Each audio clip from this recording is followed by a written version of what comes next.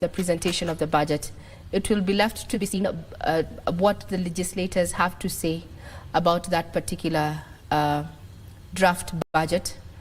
As legislators, they are the ones who are charged with making the laws that inform governance.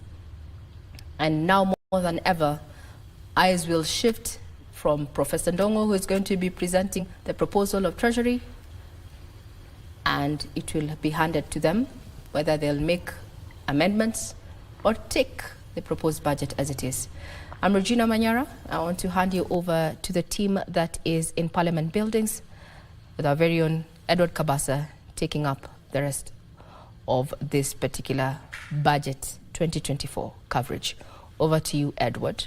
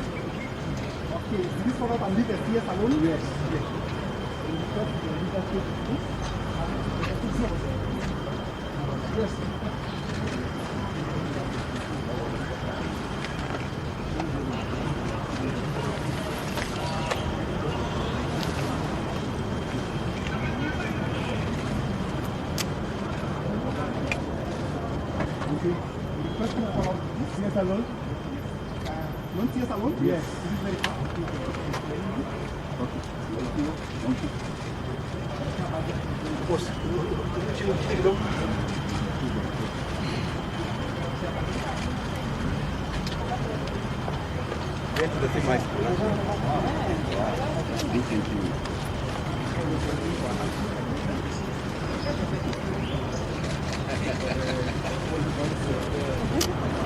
A small school called Kiabugi.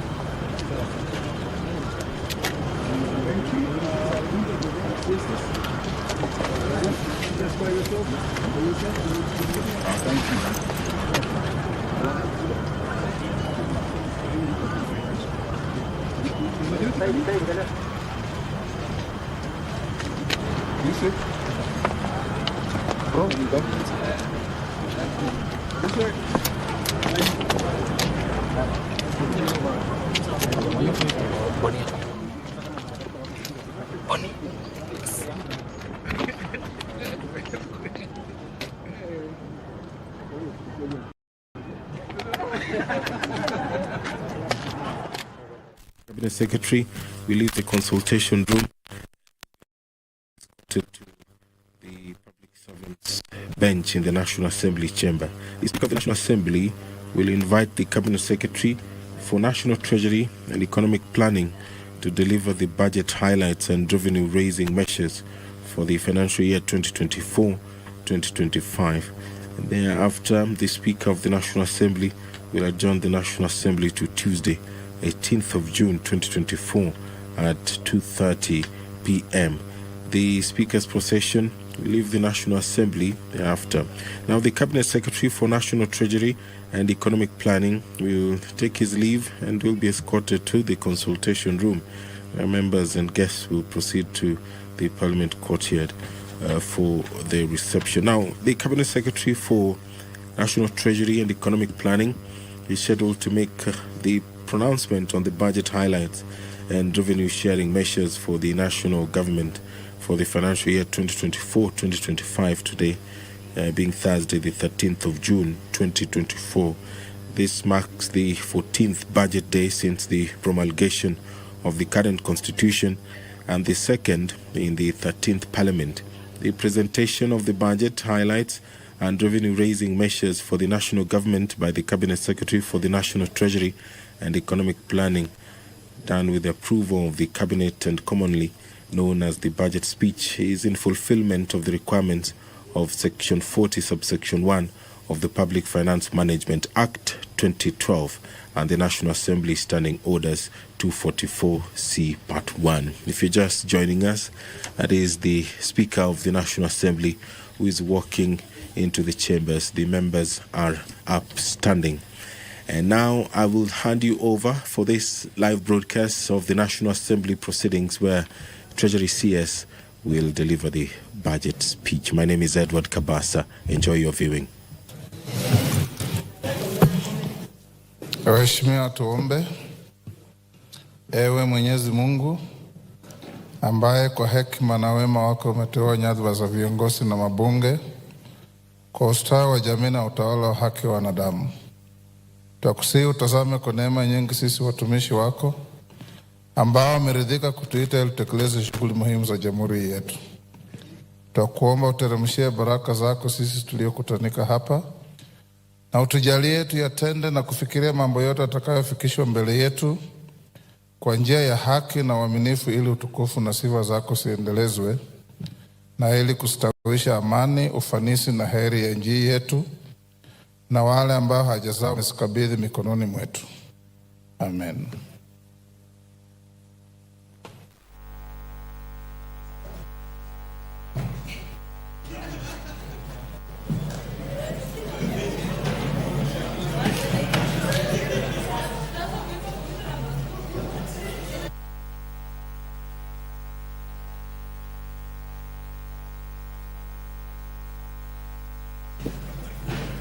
Do we have quorum?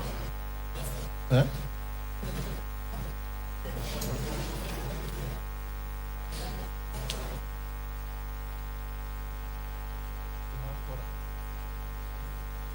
Honorable members, we have quorum to transact business.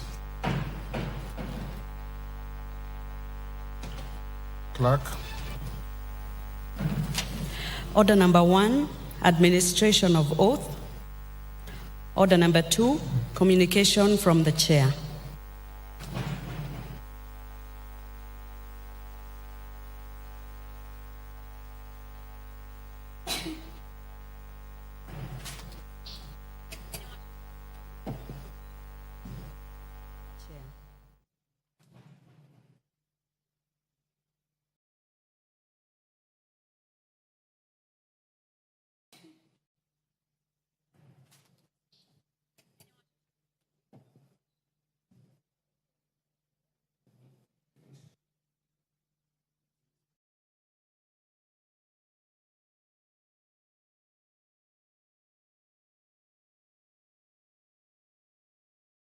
Honorable members, take your seats.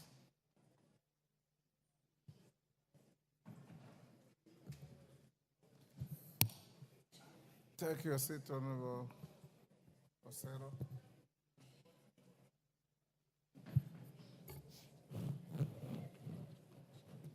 Honorable members, of some 2 short communications. The first one, a recognition of a delegation from the African Organization of Public Accounts Committees, AFROPAC. I wish to introduce to you a delegation of members from the African Organization of Public Accounts Committees, AFROPAC, who are seated in the Speaker's Gallery. They comprise the Honorable Medad Lubega Segona, MP, Chairperson, and head of the delegation, the Honorable James Kulutse Avedzi, MP, the Honorable Mark Razalius Botomani, MP, and the Honorable Madala Mahlanga, MP. Honorable members, the delegation, accompanied by 6 members of staff, is in the country to attend the Executive Committee meeting of AfroPac. For your information, Kenya hosts the Secretariat of AfroPac, and our own Chairperson of Public Accounts Committee, the Honorable John Mbadi, EGHMP, is the Deputy Secretary General of the organization. On my own behalf and that of the National Assembly, I welcome them to the Parliament and wish them a fruitful engagement during their stay. Members, take the nearest seats.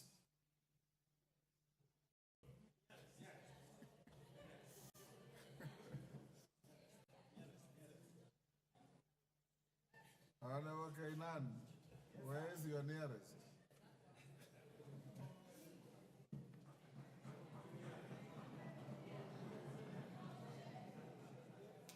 Okay.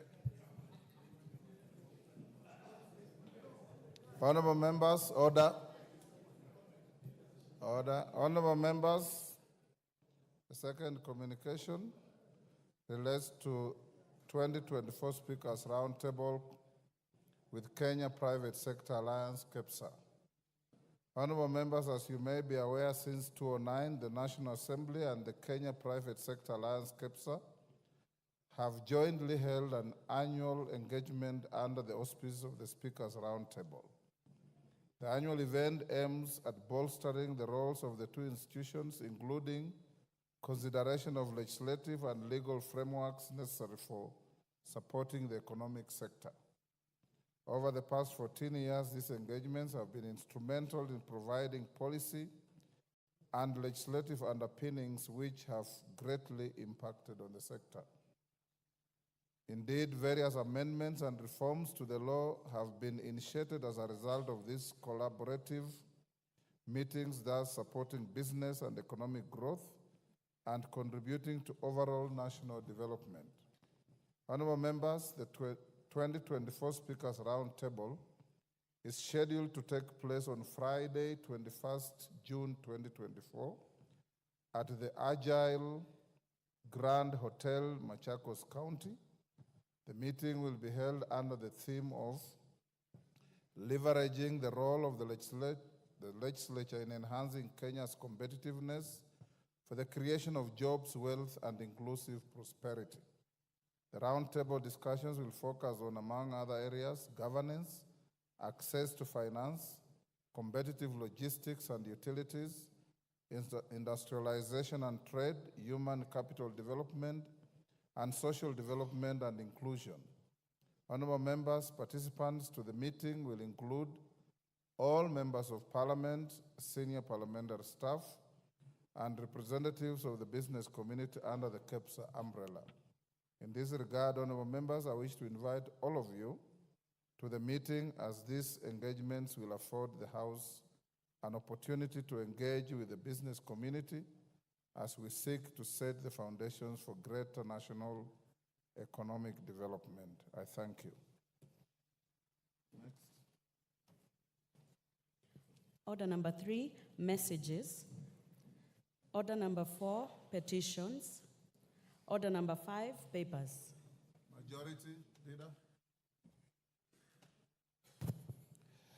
Honorable Speaker, thank you very much, Honorable Speaker. Honorable Speaker, I beg to lay the following paper on the table of the House today, Thursday, June 13th, 2024.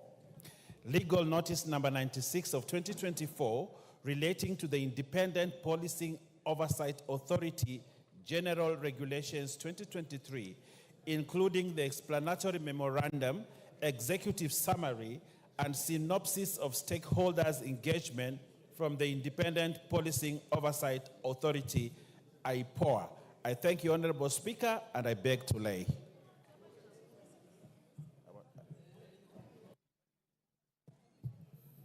Thank you. Next. Order number 6, notices of motion.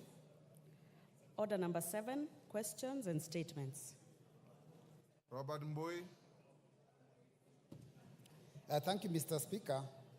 Mr. Speaker, this is a request for a statement regarding the directive by the Private Security Regulatory Authority on minimum wage for private security officers. Honorable Speaker, pursuant to the provision of Standing Order 44-2C, I rise to request for a statement from the leader of the majority party regarding a directive issued by the Private Security Regulatory Authority to private security service providers on minimum wage payable to private security officers. Honorable Speaker, on 10th June 2024, the Private Security Regulatory Authority issued a public notice purportedly published as legal notice number PSRA-002-2024, directing all private security service providers, users, prospective users, representatives of users of private security services to submit to it legal commitments to comply with a set minimum wage for the private security guards. In the said notice, the authority threatened immediate cancellation of certificates of registration and subsequent deregistration of any private security firm that would not comply with the directive by close of business on Monday, 17th June 2024. Honorable Speaker, Section 70 of the Private Security Regulation Act 2016 requires a responsible CS to make regulations for the proper administration of and give effect to the Act, including matters of employment of security guards by operation of Article 95 of the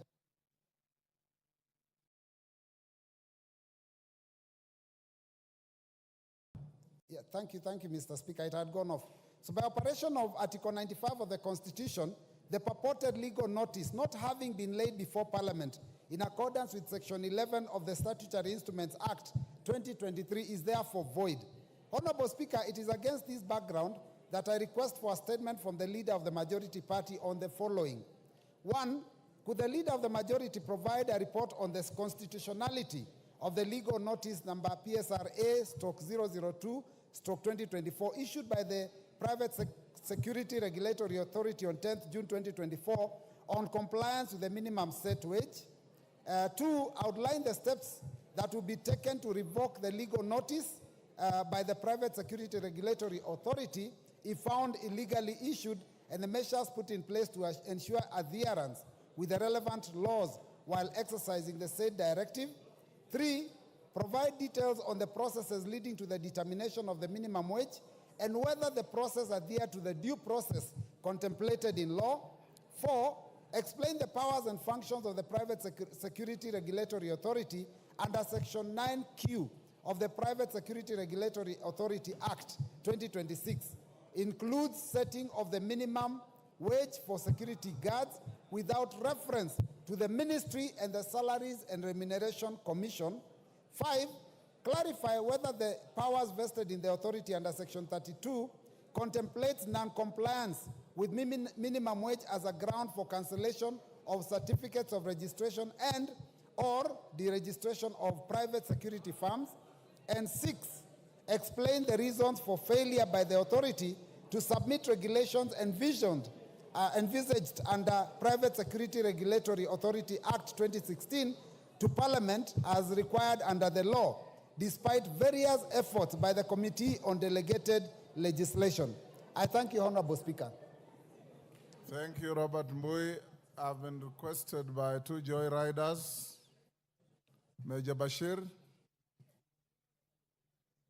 Where is he? Yes, sir. Are you a major or a colonel? I'm a major. Major Bashir. And it's not easy to achieve the rank of a major. It's not just like going to an election and winning. Thank you, Honorable Speaker. Honorable Speaker, I want to support the statement that has been read by Honorable Mbui. And the matter here is about regulating the private security industry. Honorable Speaker, sometimes last year, the PSRA, together with the Ministry of Interior and National Coordination, appeared before the Committee of Delegated Legislation, of which I'm a member. And we asked them to bring the regulations so that the committee can go through and either approve or annul. Sadly, the state regulations have never been brought to Parliament through the committee. What we are seeing now through gazette notices aimed at private security companies is a nullity in itself, because it is something which is not bound by law. Take, for example, the issue of minimum wage. It is not under the purview of the Private Security Regulatory Authority. Make your point, Bashir. We don't have much Thank you very much. time. On matters of minimum wage, it is the Labor Council that sets minimum wage. The work of the PSRA is to ensure that it implements and enforces the minimum wage as set by the labor law. It's not under their purview to set minimum wage. Two, there's a lot of despondency on the private security industry now, because every now and then, every 2 weeks, every month, they are getting new legal notices, which, in my understanding, and the understanding of our committee for that matter, is that it has not been approved by Parliament. So the regulations out there is null and void, and I wish that the Ministry of Interior and National Coordination should ensure that they abide by the rule of law. Thank you, Honorable Speaker. Osoro, make your point in 1 minute. Thank you, Honorable Speaker. Honorable Speaker, I also rise to support Honorable Mbui's statements on the conduct and the directions given by the PSRA in regard to the private security firms raising the minimum wage of the security officers to 30,000. Honorable Speaker, the era of people or authorities making unilateral statements or directions is long gone. One can't wake up one morning and do letters, spread them across all the security firms and tell them, by this particular date, you must pay your soldiers, or rather the security officers, 30,000 shillings. Honorable Speaker, the security firms operate under contractual agreements with their clients. And there is no single contract, Honorable Speaker, except a few selected, where, in fact, even the government entities, Honorable Speaker, the set amount that they pay security firms per security officer is about 21,000 or 25,000. So, Honorable Speaker, a CEO of PSRA cannot wake up one morning and direct security firms that by force, on this particular day, make sure you pay your security officers 30,000. That is an illegality, Honorable Speaker. You cannot bypass this house, the house that makes laws. You wake up one morning, bypass this house, you ignore the subsidiary legislation process, and decide the rule is this way. Honorable Speaker, we support Honorable Mbui's statement. Thank you. Tongoyo, 1 minute. You are the chairman of security. Give him the mic. Thank you, Honorable Speaker. I want to really also comment on the issue being raised by my colleagues on the proposed increase of wage bill, minimum wage by the PSRA. Honorable Speaker, as much as it's true we agree with the concern raised by members, the issue of minimum wage is still also ongoing discussions. Honorable Speaker, it's good to agree that some of the firms, big firms like Equity, like actually some of the big institutions, pay as less as even 10,000, Honorable Speaker. So we had a proposal that we had actually proposed to the institution to adopt, whereby they are going to form categorization and give different classifications and different certificates, so that the institution that, of course, they are big like G4S, who can able to afford the 30,000, they are given a different certificate, and they are, of course, you'll be able to be given a certificate and a classification depending on your capacity, just like the way NCAA does. So, Honorable Speaker, it is a very valid discussion, but I think it's something that we should be able really to appreciate, that majority of these institutions actually pays extremely too low when themselves are actually earning more. So I think the point to look at it is that we are going to have the regulatory authority give different certificate, different classes, so that the big companies who actually able to have the capacity should be able to pay the minimum. Those in the villages, like those who got the primary schools and small institutions, can able to pay the minimum that they can able to afford. Thank you. Majority Leader, This statement was directed at you. You also have your Thursday statement. We have only 9 minutes to start the next business.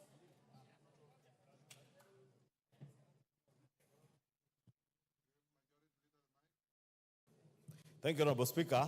And let me thank the Honorable Robert for that statement. And indeed, it has been a concern to many people who have also reached out to me who are running security firms. And I want to commit that I will get in touch with the ministry and give a response in the course of next week, by Thursday next week, Honorable Speaker. Honorable Speaker, if you indulge me now to go to the usual Thursday statement, as you said, in the interest of time. Pursuant to the provisions of Standing Order 44.2a, I rise to give the following statement on behalf of the House Business Committee, which met on Thursday, 11th June 2024, to prioritize the business for consideration during the week. Honorable Speaker, as you had previously communicated, today, Thursday, 13th June 2024, the Cabinet Secretary for the National Treasury and Economic Planning, Professor Njuguna Ndung'U, EGH, will make a public pronouncement of the budget highlights and revenue-raising measures for the financial year 2024-2025 and the medium term. I urge members to listen keenly and actively participate in this important business when the opportunity for debate on the matters raised comes up in the House, Honorable Speaker. And Honorable Speaker, it will also be important to mention it to members of the public that this is not the Finance Bill 2024-2025, because there has been a misconception outside there that what the CES National Treasury is coming to spell out today is the Finance Bill 24-25. And therefore, Honorable Speaker, it will be important for members of the public to get the understanding that these are just the revenue-raising measure statement, not the Finance Bill.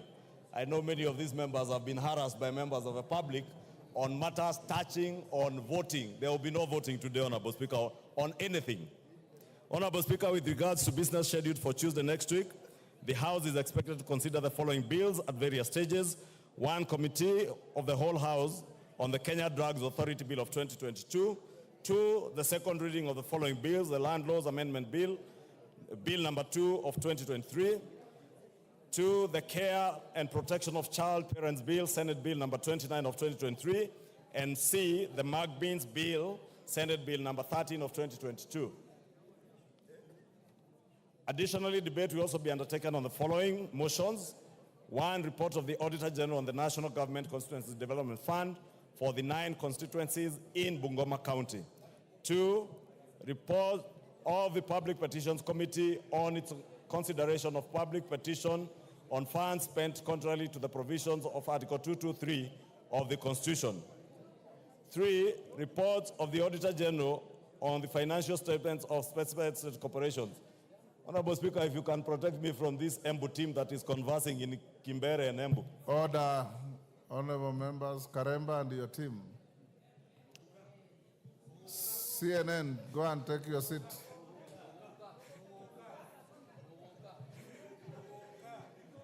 Honorable Speaker, the only word I could understand was Mogoka in the conversation they are conversing. Three, reports of the Auditor General on the financial statements of specified state corporations. Four, report on the Parliamentary Broadcasting and Library on enhancing reporting of parliamentary business on online platforms. Five, report of the Committee on Regional Integration on its inspection to the semi-autonomous institutions of the East African Community in Uganda. Six, report of the Committee on Implementation on the implementation status of reports on petitions and resolutions passed by the House. Seven, report of the Committee on Trade, Industry and Cooperatives on its consideration of alleged fair trade practices by foreign investors in Kenya. And eight, second report of the Committee on National Cohesion and Equal Opportunity on Employment Diversity Audit in Public Institutions. Honorable Speaker, in accordance with the provisions of Standing Order 42A5 and 6, I wish to convey that the Cabinet Secretary for Interior and National Administration is scheduled to appear before the House on the afternoon of Wednesday, 19th June 2024, to respond to the following questions. One, question by private notice number 004 of 2024 by the member for Gilgil, Honorable Mother Wangare, CBS MP, regarding the death of Jasmine Njoki in Gilgil, Nakuru County. 2 questions by private notice number 05 of 2024 by the member for Samburu North, the Honorable Eli Letipila, MP, regarding the status of the investigation into the death of Honorable Paul Loshimpiro, MCA, for the Angata Nanyekie ward in Samburu North constituency. 3 questions by private notice number 006 of 2024 by the member for Luanda, Honorable CPA Dick Maungu, MP, regarding the sporadic attack which led to the killings of people in Luanda constituency. 4, Honorable Speaker, I think you may have to separate these members from Embu County. I doubt even the Cabinet Secretary will not be heard if these members sit here, Honorable Speaker.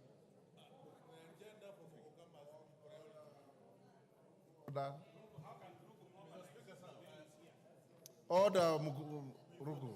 Order, take your seat. Take your seat. Take your seat. Karemba, can you go to where you normally sit?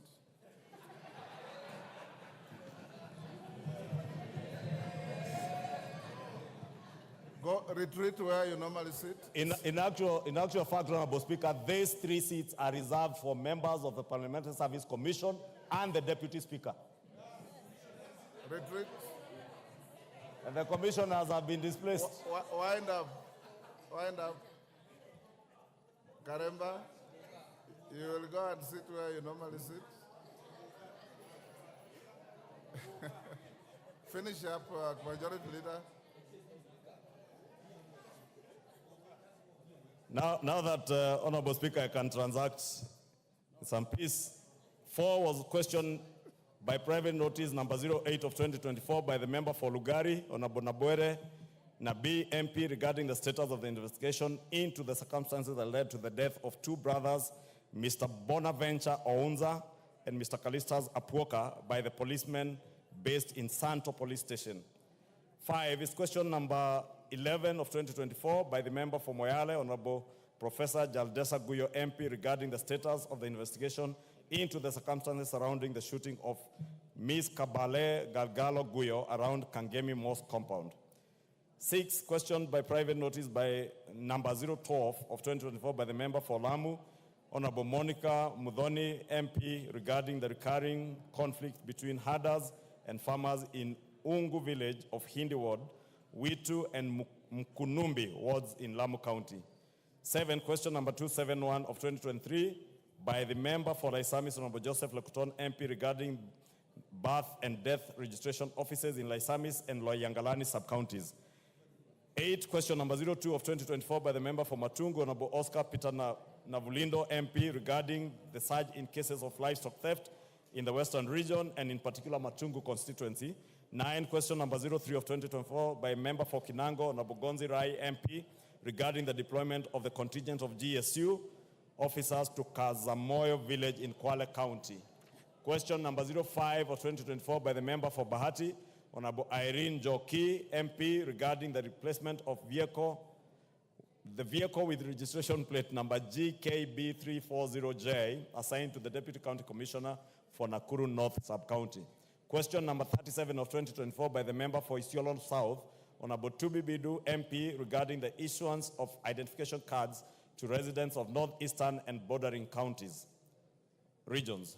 Sorry, Honorable Speaker. 11 is question number 45 of 2024 by the member for Fafi, Honorable Yakub Farah, MP, regarding actions taken by the government to enhance security in Fafi constituency. 13 question number 48 of 2024 by the member for Emuhaya, Honorable Omboko Milemba, MP, regarding the intimidation and unfair labor practices against non-local teachers in Mandera County and the broader northeastern region. 14 is question number 050 of 2024 by the member for Kilome, Honorable Thadia Zambia, MP, regarding the gazettement of Nzai sub-location in Makueni constituency. 15 is question number 123 of 2024 by the member for Yata, Honorable Robert Basil, MP, regarding the omission of Yata sub-county administrative units from Gazette Notice number 1766. Lastly is question number 124 of 2024 by the member for Kiambu, Honorable Mashua Waithaka, MP, regarding delay in issuance of national identification cards within Kiambu constituency. In conclusion, Honorable Speaker, the House Business Committee shall reconvene again on Tuesday, 18th June 2024 to schedule business for the rest of that week. I now wish to lay this statement on the table of the House. Thank you, Honorable Speaker. Honorable Rahab Mukami, you have a statement which I will defer to Tuesday. Hold your horses to Tuesday. I've said I've deferred to Tuesday, so I'll give you an opportunity on Tuesday. Yes, Wangari, what's the point of order? Thank you, Mr. Speaker. It's not usual to comment after the usual statement by the Leader of Majority, but indulge me, Chair, Honorable Speaker, on the issue of private notice questions. They are supposed to have been answered within a week. Some of these issues, like the case of the girl who was killed in Gilgil, it was last year, September 12th, Mr. Speaker.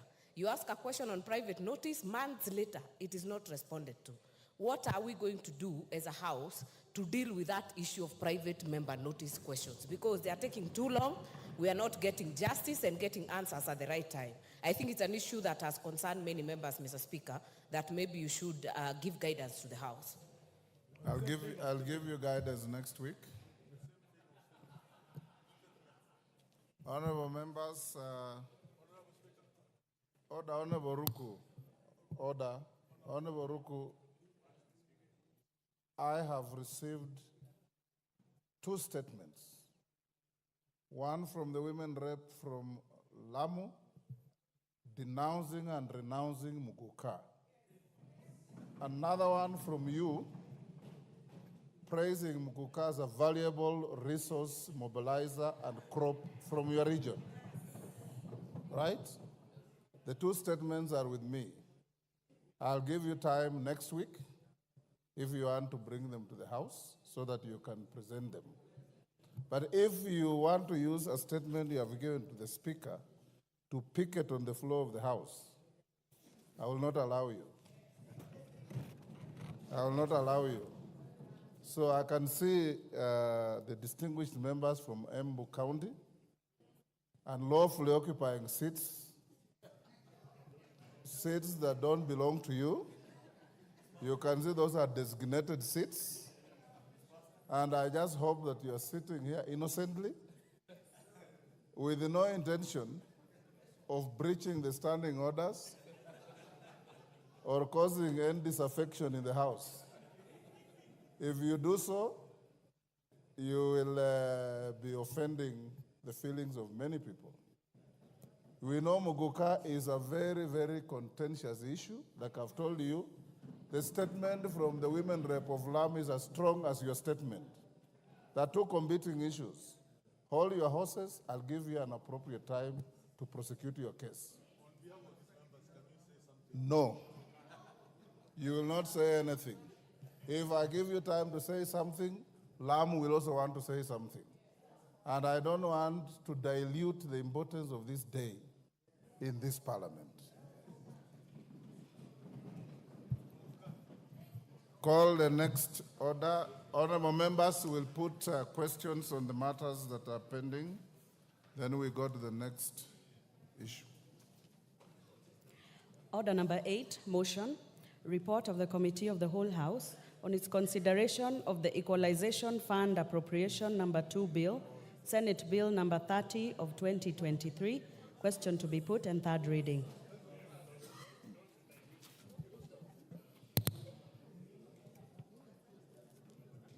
Order, honorable members. At order number 8, I now put the question, which is that this House do agree with the report of the Committee of the Whole House on its consideration of the Equalization Fund Appropriation number 2 Bill, Senate Bill number 30 of 2023. As members of that opinion say aye. Will those of the contrary opinion say nay? The ayes have it. The move of the bill. Honorable Ndindi. Thank you very much, Honorable Speaker. Honorable Speaker, sir, I beg to move that the Equalization Fund Appropriation number 2 Bill, that is Senate Bill number 30 of 2023, be now read at that time And before I call the second Honorable Speaker, I want to thank all members who ably debated this matter, and for the House for passing Kenya shillings, 7.4 billion Kenya shillings that will be going into the Equalization Fund. Honorable Speaker, it is also important for members to know that we have also budgeted for the arrears in the previous years that were never disbursed, especially because of the standoff in terms of regulations. And therefore, we'll be passing over Kenya shillings 7.4 billion to the counties and to the areas that should be boosted. But also, Honorable Speaker, we have also included part of the arrears of the Equalization Fund because we want Kenya to develop together, because when every part of Kenya develops, Kenya ultimately develops. And Honorable Speaker, these are monies that will be going into infrastructure like roads, like water, and other facilities, Honorable Speaker, like in the education sector, because we want these areas that have been marginalized for too long, Honorable Speaker, for them also to catch up so that Kenya develops together. And I want to thank all members, Honorable Speaker, because we have consistently been appropriating monies into the Equalization Fund, and will continue to do so, Honorable Speaker, as it is provided in the Constitution. Thank you. Honorable Speaker, I now request the member for Dadaab, the Honorable Farah Marim, to second. What is out of order? What is out of order, Honorable Member? You have the mic. Thank you, Speaker. Mr. Speaker, unfortunately for the better part of this year, I've been unwell. I've not been attending sessions. Yesterday, when I was seeing the list of the constituencies that have been allocated the Equalization Fund, unfortunately, Mr. Speaker, Kilifi South was missing.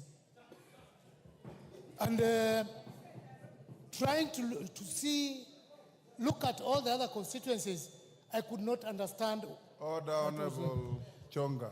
Mr. Speaker, I just... Order. Take your seat. Order, Honorable Chonga. The Speaker does not allocate equalization funds. I'm sure you know where to find the answers. Farah Malim, second. Honorable Speaker,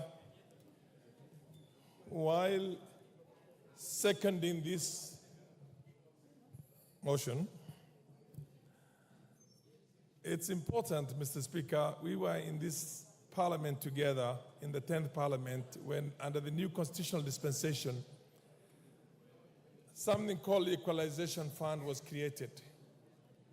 And the idea was that the traditional, historically marginalized areas can be brought up to speed with the rest of the country. More so in light of what we had before, which was called the Sessional Paper number 10 of 1965, which essentially cut off the so-called buffer zones of the North and the former NFD from development. Mr. Speaker, we had 14... Order. Honorable I just want to second that, but I'm seconding. You are making an important point at the wrong forum. Yes. I just want to make an observation. I've already seconded it. But those are matters that in line with exactly, in line with what the chair, the chair has done. The chair has elaborated essentially on why he thinks this should be passed. I am also elaborating on that, but putting a rider in that this now has been watered down to 34 constituent counties. So I support it. And I'm happy that the chair of the committee has done a lot of efforts to make sure this money is disbursed. But how much infrastructural development will 90 million do for Garissa in terms of tarmac roads, in terms of national grid, in terms of all those things? Equalization, the word equalization means bring them up to speed. But having said that, I know that we have a minority here, but I second it. Thank you very much. Thank you. Order. I now propose the question, but Honorable Chonga, the allocation of Equalization Fund is done by the CRA. Then, order, Honorable Farah. We are the ones who drafted the Constitution 2010. The areas that were identified were subsequently expanded by CRA and approved by Parliament. I now propose the question, which is that the Equalization Fund Appropriation Number 2 Bill, Senate Bill Number 30 of 2023, be now read a third time. Can I put the question? I now put the question, and I confirm that we have the requisite quorum, which is that the Equalization Fund Appropriation Number 2 Bill, Senate Bill Number 30 of 2023, be now read a third time. As many as of that opinion say aye. Aye. Will those of the contrary opinion say nay? The ayes have it. A bill for an act of Parliament to authorize the issue of sum of money out of the Consolidated Fund and its application towards the service for the year ending 30th June 2024 to appropriate the sum for certain public basic services and for connected purposes. Order number 9, motion, report on the consideration of the Consolidated Fund services expenditures for the supplementary estimates 2 for the financial year 2023-2024 and the budget estimates for the financial year 2024-2025. Question to be put.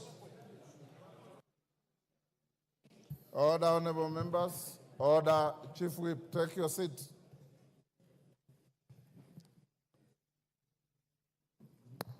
Honorable members, I now put the question at order number 9, which is that this House adopts the report of the Public Debt and Privatization Committee on its consideration of the Consolidated Fund services for the supplementary estimates 2 for year 2023-24 and the budget estimates for year 24-25 laid on the table of the House on Tuesday, 4th June 2024.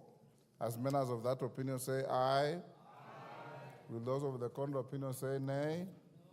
The ayes have it.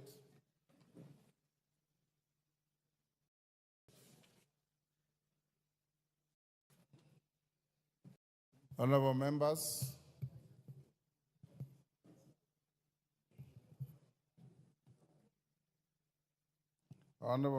pursuant to the provisions of Section 40 of the Public Finance Management Act 2012 and Standing Orders 25A and 244C, I will now interrupt the business of the House to allow the Cabinet Secretary for the National Treasury and Economic Planning to make a public pronouncement on the budget highlights and revenue-raising measures for the national government for the financial year 2024-25 and the medium term. In accordance with the standing orders, I have also designated a suitable place in the chamber for the purpose. Honorable members, as I invite the Cabinet Secretary, I hasten to remind the House of the nature of today's event. First, the House will not make any decision on the pronouncement by the Cabinet Secretary. This is largely a ceremonial event.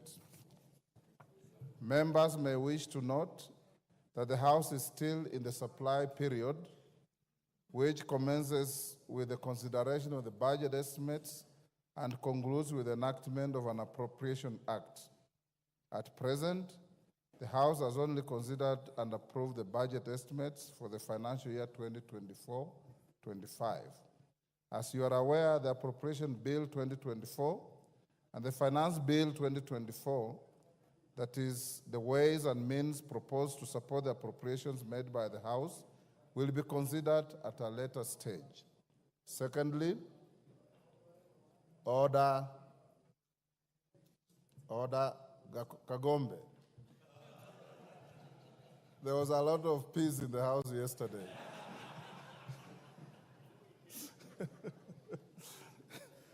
But you are welcome back to the House. Secondly, honorable members, I wish to allay the fears of a number of members who have approached me and raised concerns relating to the Finance Bill 2024. The House is not considering or voting on anything related to the Finance Bill today. Indeed, the bill is still undergoing public participation before the Departmental Committee on Finance and National Planning and the committee is yet to table its report. Any concerns relating to the bill shall be adequately addressed by the House once the committee tables its report, hopefully in the next week. Thirdly, as stated earlier, the Cabinet Secretary is discharging a largely ceremonial function. Section 40 of the Public Finance Management 2012 requires the Cabinet Secretary to make a public pronouncement on the budget policy highlights and revenue-raising measures for the national government, taking into account international obligations entered into under the East African Community Treaty. As members are aware, partner states of the East African Community have a standing agreement to present and table budget statements to their respective parliaments every second Thursday of June, which is today. I hope the foregoing adequately clarifies the nature of today's event. And before I call the Cabinet Secretary, I wish to welcome our invited guests who comprise Cabinet Secretaries, Principal Secretaries, members of the Diplomatic Corps, and all other invited guests seated in the Speaker's row, diplomatic boxes, and the galleries. The Cabinet Secretary for the National Treasury, Professor Njuguna Ndung'U, PhD, EGH, you may now proceed to the podium.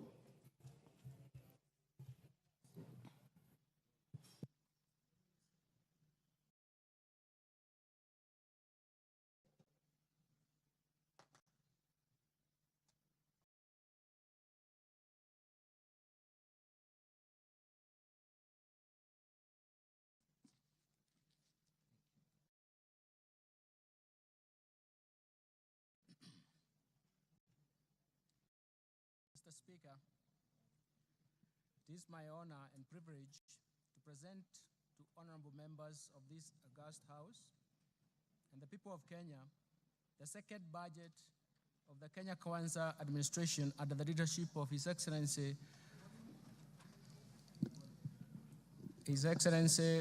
Dr. William Samoei Ruto, the President of the Republic of Kenya and the Commander-in-Chief of the Defense Forces. This budget reaffirms the priority policies and strategies for achieving the bottom-up economic transformation agenda that is progressively improving the livelihoods of Kenyans. This statement is presented in the fulfillment of the requirements of Standing Order number 241 of the National Assembly and Section 40 of the Public Finance Management Act 2012 that requires that the Cabinet Secretary for the National Treasury to make a public pronouncement of the budget policy highlights and revenue-raising measures for the national government. Mr. Speaker, since 2020, our economy has been unwinding from the effects of negative and even persistent global and domestic shocks that have pushed the economy to its lowest activity level. These shocks include the COVID-19 pandemic, second, the global supply chain disruptions, third, the effects of climate change from prolonged drought in 2021 and 2022, and even the floods of 2023-2024. And measures to mitigate these negative shocks embarked on structural reforms under the bottom-up economic transformation have been successful in ameliorating these effects. The efforts have reduced the cost of living and created vibrancy in the economy that have shown signs of strong economic recovery. Mr. Speaker, in several regions, Kenya has sunk into abject poverty, largely because markets in their segments were interfered with or not properly governed. The failure to protect and regulate markets disrupted their development and, more importantly, curtailed further investment in those sectors such as coffee, sugar, cotton, pyrethrum. The institutional failure problem pushed policy to fail. In this context, the bottom-up economic transformation agenda interventions at the bottom of the pyramid are targeted to ensure that the markets are properly governed to work for everybody, and especially the poor. Mr. Speaker, for Kenya to transition from the middle-income status of the economy to an upper middle-income status as envisioned in the Kenya Vision 2030, two driving factors are important. That is, we must develop our human capital capability, and we have to increase production and productivity. Mr. Speaker, the Kenyan economy is susceptible to the ravaging impact of climate change, as demonstrated in the 2021-22 severest drought, which was more severe, which we haven't seen in the last 40 years, and the events of floods that have led to massive loss of property and life. The most important thing is that these shocks have shifted budgetary resources from economic activity to saving lives and rebuilding damaged infrastructure. And this calls for urgent and decisive interventions, especially to our supply side, which I will later address in this statement. Mr. Speaker, our fiscal policy is geared towards supporting bottom-up economic transformation agenda through continued implementation of a fiscal consolidation plan designed towards slowing down the growth of public debt without compromising economic growth. The fiscal consolidation efforts will continue to target domestic revenue mobilization and rationalization of spending through improved public financial management while reallocating resources in priority areas. Mr. Speaker, in this year's budget process, we accorded Kenyans an opportunity to share their views on how to address the economic challenges facing the country.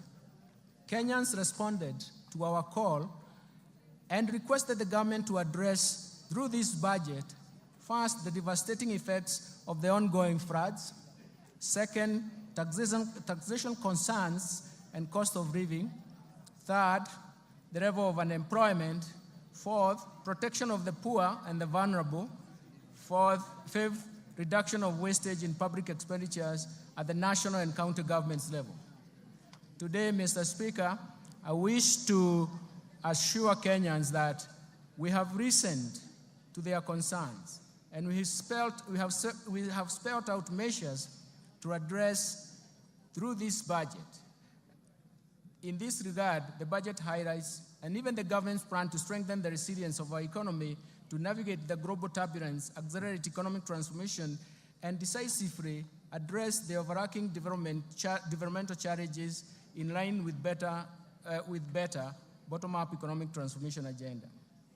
It is in this context we have chosen the theme of this year's budget as sustaining the bottom-up economic transformation agenda, fiscal consolidation, and investing in climate change mitigation and adaptation for improved livelihoods.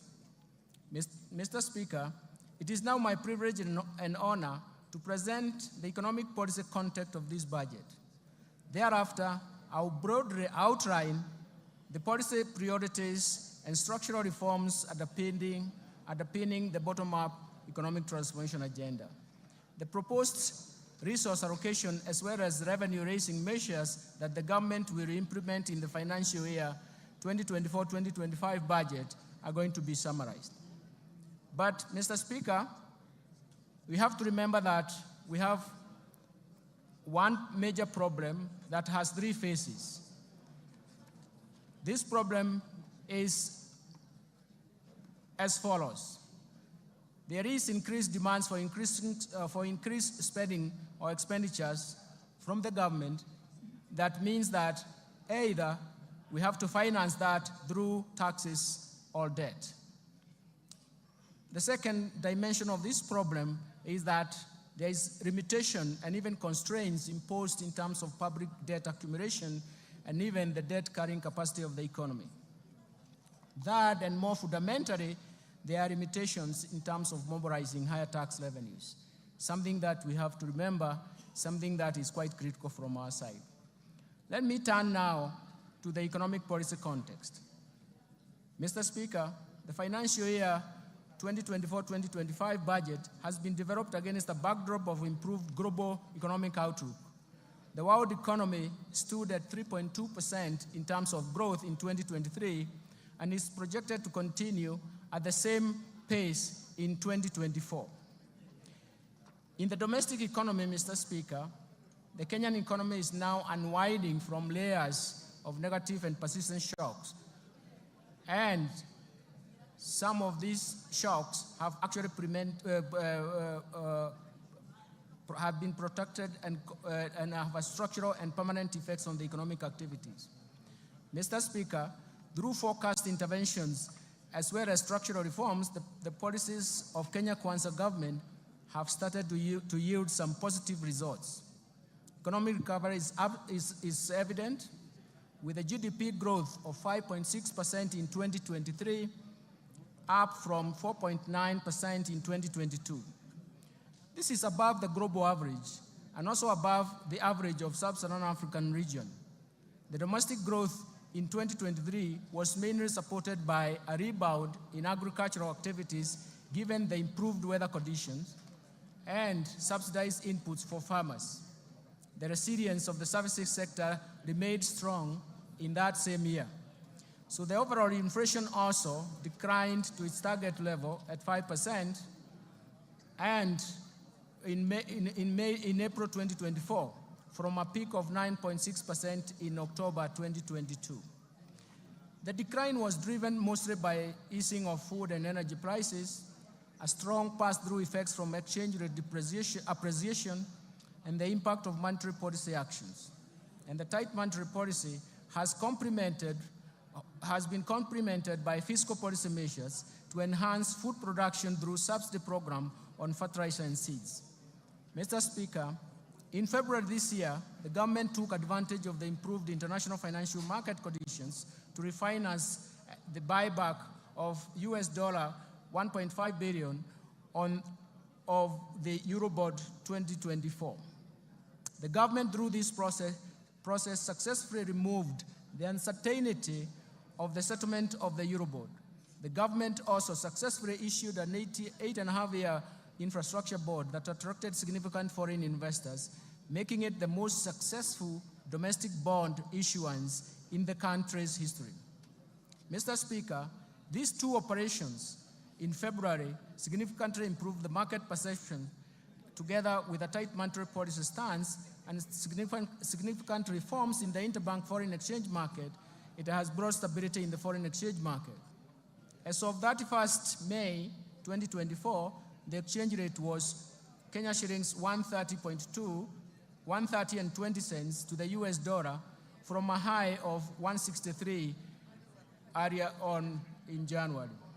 And this represents a significant appreciation of 18.7%. The appreciation and stability of the exchange rate created confidence and triggered inflows of foreign exchange foreign direct investment, and attracted investors to the Nairobi Securities Exchange. In order to enhance monetary policy transmission, the Central Bank of Kenya has adopted a new monetary policy implementation framework, and this is based on inflation targeting and introduces an interest rate corridor around the central bank rate. The interbank rate is expected to be within this corridor. In addition, the Central Bank of Kenya launched the DAO CSD, a central securities depository infrastructure that delivers world-class level of registry, custodial, and even settlement services for both primary and secondary market operations. Mr. Speaker, I wish to encourage Kenyans and investors to take advantage of the DAO CSD to invest in risk-free treasury bills and bonds in order to grow their wealth and secure their financial future. We have simplified the DAO CSD, and investors can simply use the USSD *866# to log in and invest a retail bond for amounts as low as 600 shillings. This also will be launched to make investments of government securities all inclusive and include the bottom of the pyramid. Mr. Speaker, the strong economic fundamentals, together with the renewed investor confidence, is a signal for accelerated, broad economic growth and creation of jobs for our youth. In 2023, the total new jobs generated in the economy increased from 848,200 jobs compared to 816,600 new jobs generated in 2022, and this is attributable to policies implemented, especially when you focus on affordable housing and the agricultural sector interventions. Looking ahead, Mr. Speaker, and considering the ongoing reforms and even additional measures the government is introducing through the budget statement, we project our economy to grow at 5.5% in 2024 and 2025. This strong growth will be supported by ongoing interventions at the bottom-up economic transformation agenda. In this regard, the government will accelerate investment in human capital development and capital accumulation, in market development, protection and regulation, in domestic resource mobilization, in reforming and restructuring government institutions, and finally, and more important, digitization to usher an era of efficiency in economic management to support economic recovery. Mr. Speaker, in order to safeguard macroeconomic stability and protect the fragile economic recovery, monetary and fiscal policies will remain very prudent. The Central Bank of Kenya will ensure inflation rate remains within target while maintaining a competitive exchange rate and stable interest rates. The Central Bank is further expected to safeguard the improvements in the functioning of the interbank foreign exchange market and apply all its instruments to strengthen the monetary policy transmission mechanism.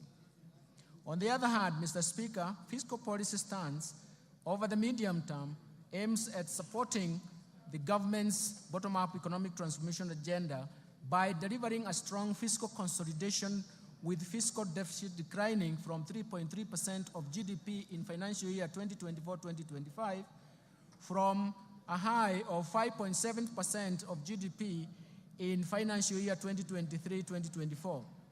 This will improve the primary surplus to 2.3% of GDP in the financial year 2023-2025 from a primary deficit of 0.4% in the previous year.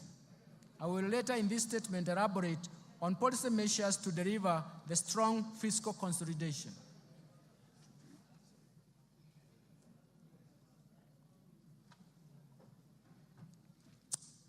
Mr. Speaker, this economic outlook is not without risks.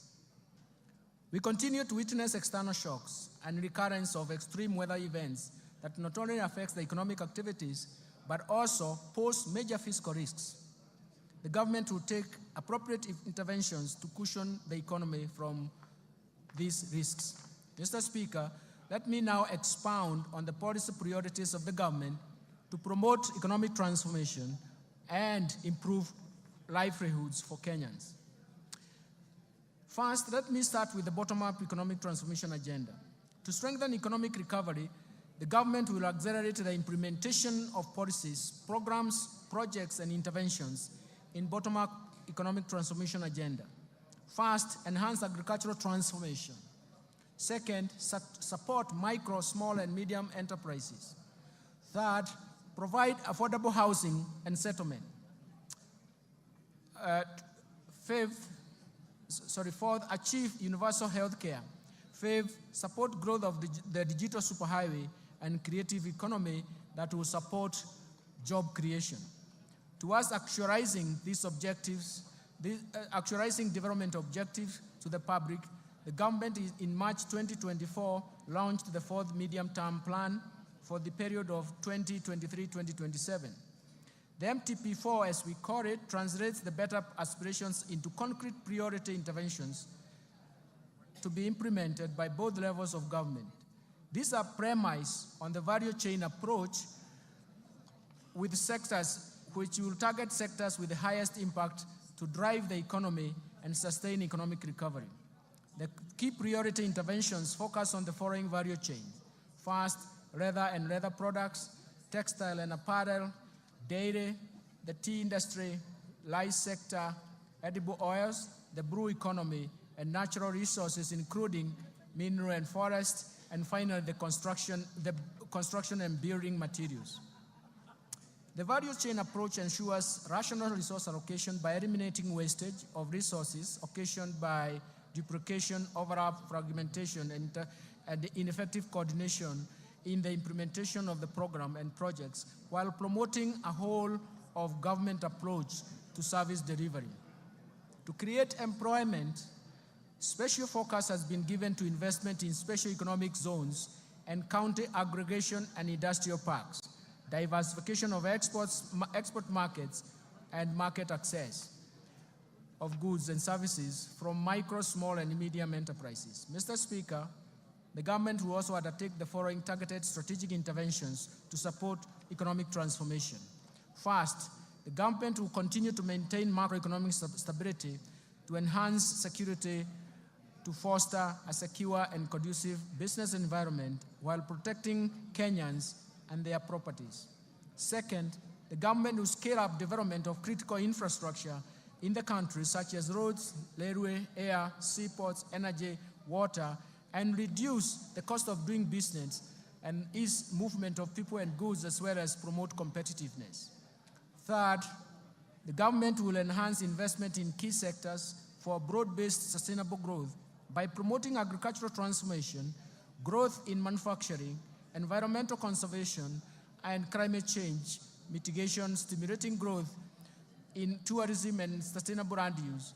And all this in management will actually focus ourselves in terms of how we can get moving in these subsectors. Fourth, the government will enhance human capital development through investment in health, education, and appropriate social safety nets for vulnerable groups, vulnerable population, for improved social and economic outcomes. Fifth, the government will support the youth, women, and even persons living with disabilities through government-funded empowerment programs that leverage on partnership with private sector organizations. Sixth, the government will support county governments through transfer of shareable revenues to strengthen their systems and capacity in service delivery. Mr. Speaker, it's important to notice that it is for the first time since the advent of devolution that the county governments are getting shareable revenue, which is surpassing 400 billion shillings. Lastly, implement various policy and legal institutional reforms that will enhance the efficiency of public service delivery. Let me turn now to investing in climate change mitigation and adaptation to enhance resilience. Mr. Speaker, the effects of climate change have become detrimental to economies across the globe, with extreme weather conditions, events affecting lives and livelihoods of millions of people. The rising cost of adaptation are diverting funds from essential services like healthcare and education, and potentially destabilizing the economies. Mr. Speaker, Kenya has not been spared by these negative effects of climate change. The recent unprecedented floods that our country faced following the prolonged drought in 2021-2022 claimed lives, caused injuries to many people, and wreaked havoc on property, infrastructure, and livelihoods. The government responded promptly and undertook short-term measures to mitigate the devastating impacts of the drought and floods. Going forward, we shall formulate and implement long-term climate change adaptation and mitigation strategies to generate strong resilience pathways. Mr. Speaker, our climate action agenda is informed by the need to restore our degraded ecosystem that include forests, rivers, and wetlands. It is for this reason that His Excellency the President has rallied Kenyans to prioritize environmental conservation, implement aggressive reforestation, afforestation, and wetland restoration programs, and reverse the biodiversity loss and even land degradation. In response to the President's call, the government has stepped up climate adaptation mitigation efforts, including green energy, smart agriculture, decarbonizing manufacturing, e-mobility, and green building, all aimed at the attainment of zero carbon by 2050. I therefore urge all Kenyans to support the government's response to the ecosystem restoration that aims to grow 15 billion trees nationwide by the year 2030. Let me turn to policy rigor and institutional reforms. Mr. Speaker, while we have made progress as a nation, we remain alive to structural constraints that impede the pace of economic development. Aware that sustainable economic transformation is predicated on timely implementation of appropriate policy, rigor and institutional reforms, I propose the following interventions that will improve the business environment, increase efficiency in public service delivery, and strengthen the accountability and transparency of public finance management. First, let me focus on public procurement reforms. Mr. Speaker, in my last budget speech, I informed this House of the government's plan to fully automate public procurement and disposal processes by implementing an end-to-end e-government procurement system. Mr. Speaker, Phase 1 of e-government procurement system has successfully undergone user acceptance testing and piloting in 12 selected MDAs and counties.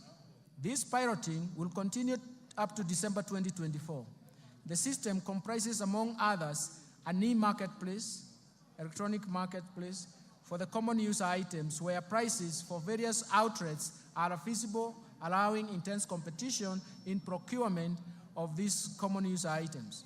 Once the e-government procurement system is rolled out, all MDAs and executive offices of county governments will be required to fully transition to the system, while state agencies and corporations, county assemblies, and even county agencies will be onboarded in the second phase within the 2024-2025 fiscal year.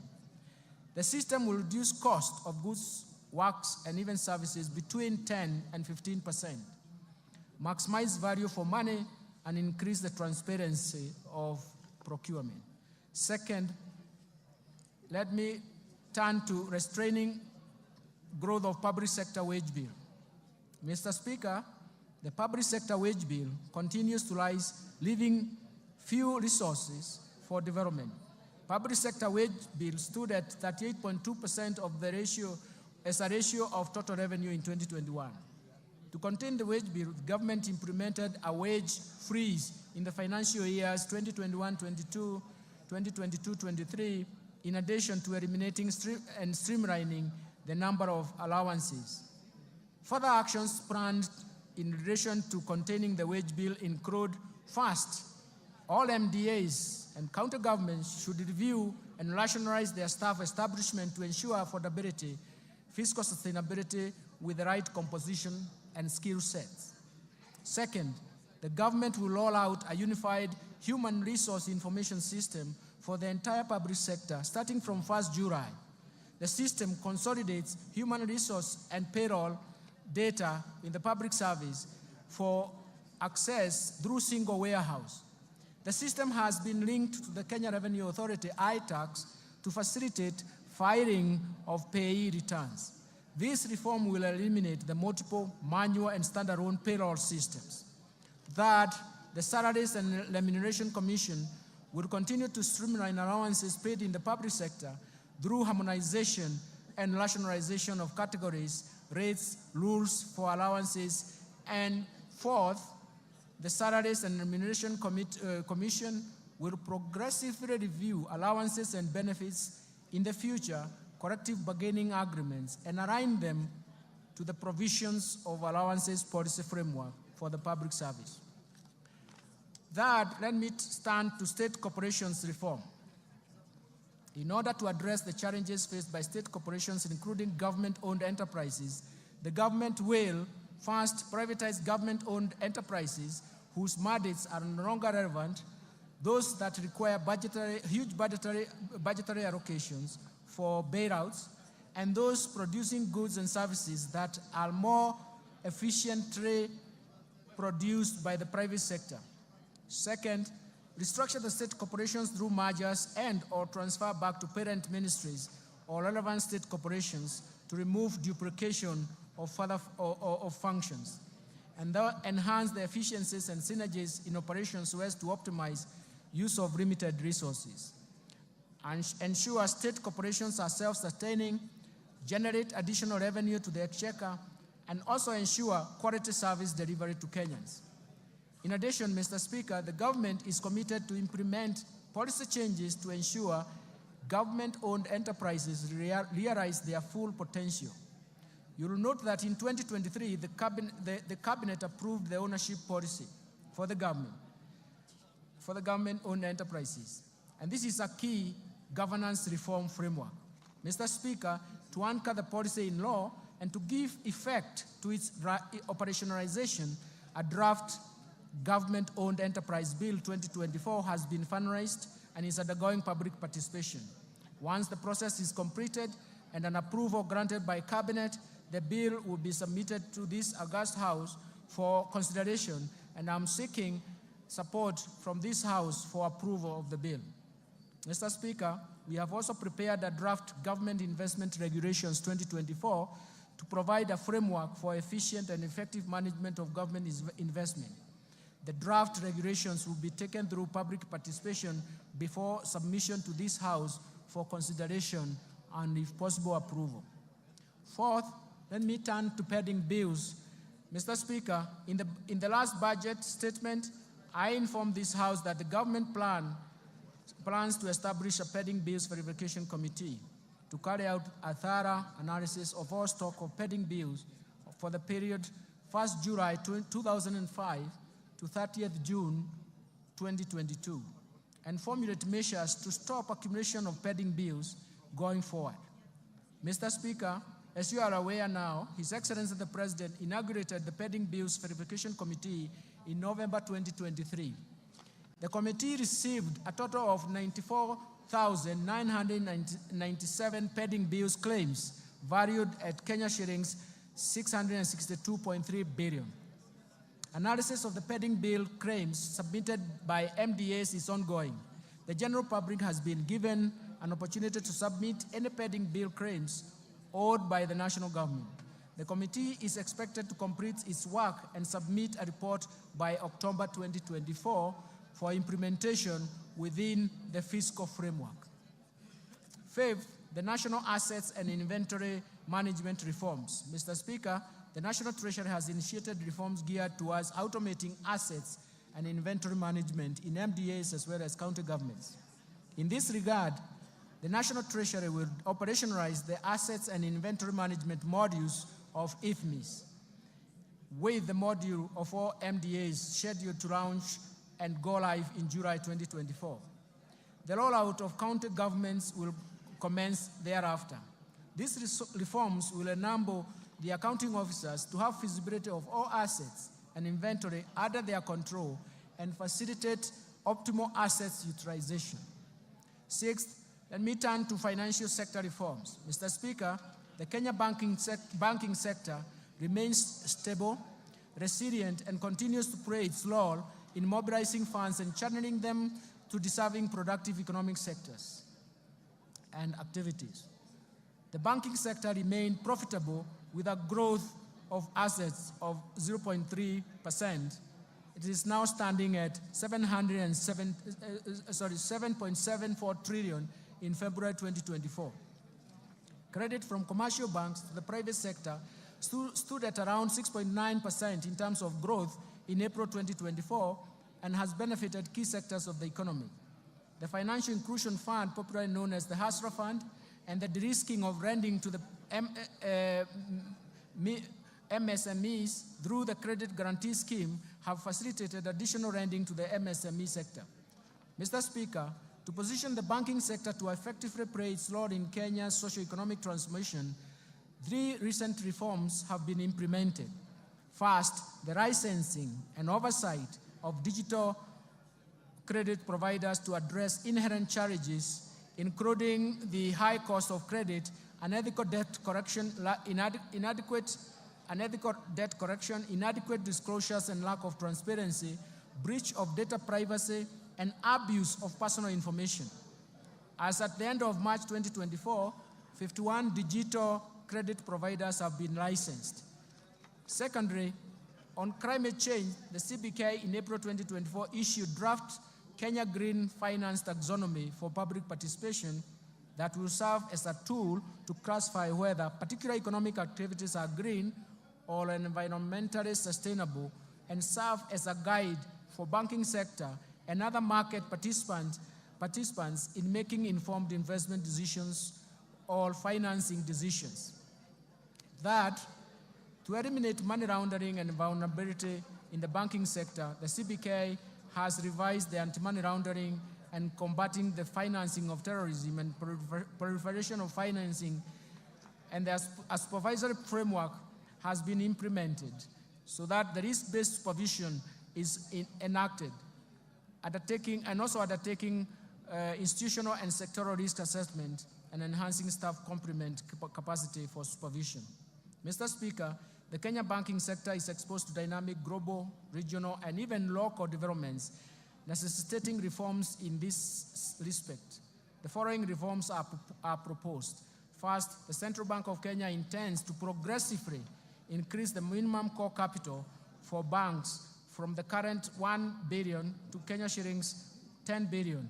The CBK will engage the market for an appropriate timetable to achieve this goal. This is intended to strengthen the resilience and increase the bank's capacity to finance large-scale projects while creating sufficient capital buffer to absorb and withstand shocks posed by continuous emerging risks associated with adoption of technology and innovation as institutions expand. Second, the Central Bank plans to amend the Banking Act to provide for stiff dissuasive penalties that are proportionate to the violations committed, support a strong compliance culture in banks, and also make sure that it aligns to international best practice. Let me turn to capital markets developments. Mr. Speaker, in order to enhance price discovery and boost income for coffee farmers, the Capital Markets Authority has licensed 14 coffee brokers, and so far, 29 auctions have been conducted under the Capital Markets Coffee Exchange Regulations 2020 at the Nairobi Coffee Exchange. In addition, the authority has approved the direct settlement system, which has been operationalized by one of the local commercial banks. Let me turn to pension reforms.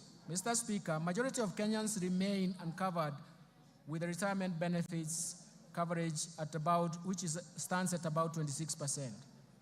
We need to address this challenge.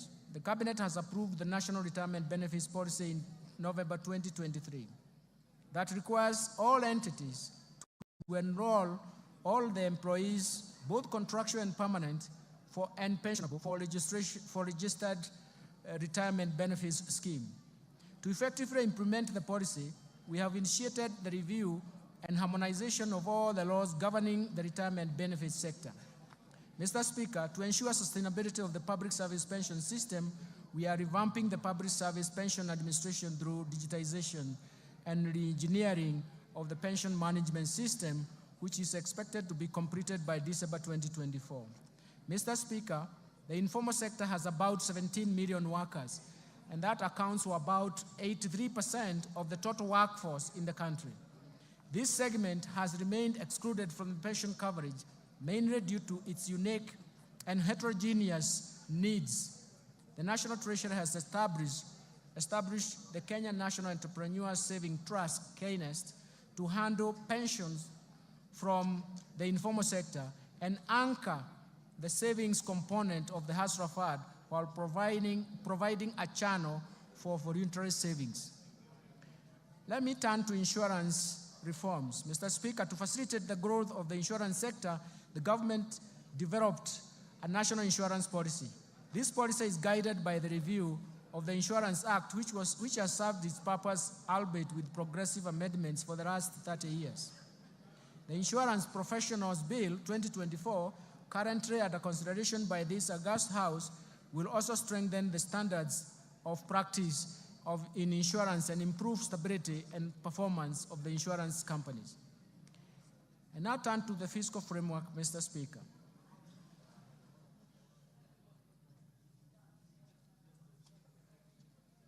Mr. Speaker, the government's fiscal policy is to enhance fiscal consolidation efforts to reduce debt vulnerabilities and rebuild fiscal buffers amid significant global and even domestic challenges. These external and domestic shocks that Kenya has experienced serve as a reminder of the importance of fiscal buffers. Mr. Speaker, the focus of our fiscal policy thus remains to reduce the deficit from 5.7% of GDP in the current financial year to 3.3% in the financial year 2024-2025. We're going to do this through various means. First, domestic resource mobilization. Mr. Speaker, implementation of government's plan for rapid and inclusive socio-economic transformation largely depends on robust revenue growth rate. Indeed, despite significant government investment in reforming the tax structure, the tax to GDP is estimated at 11.5% of GDP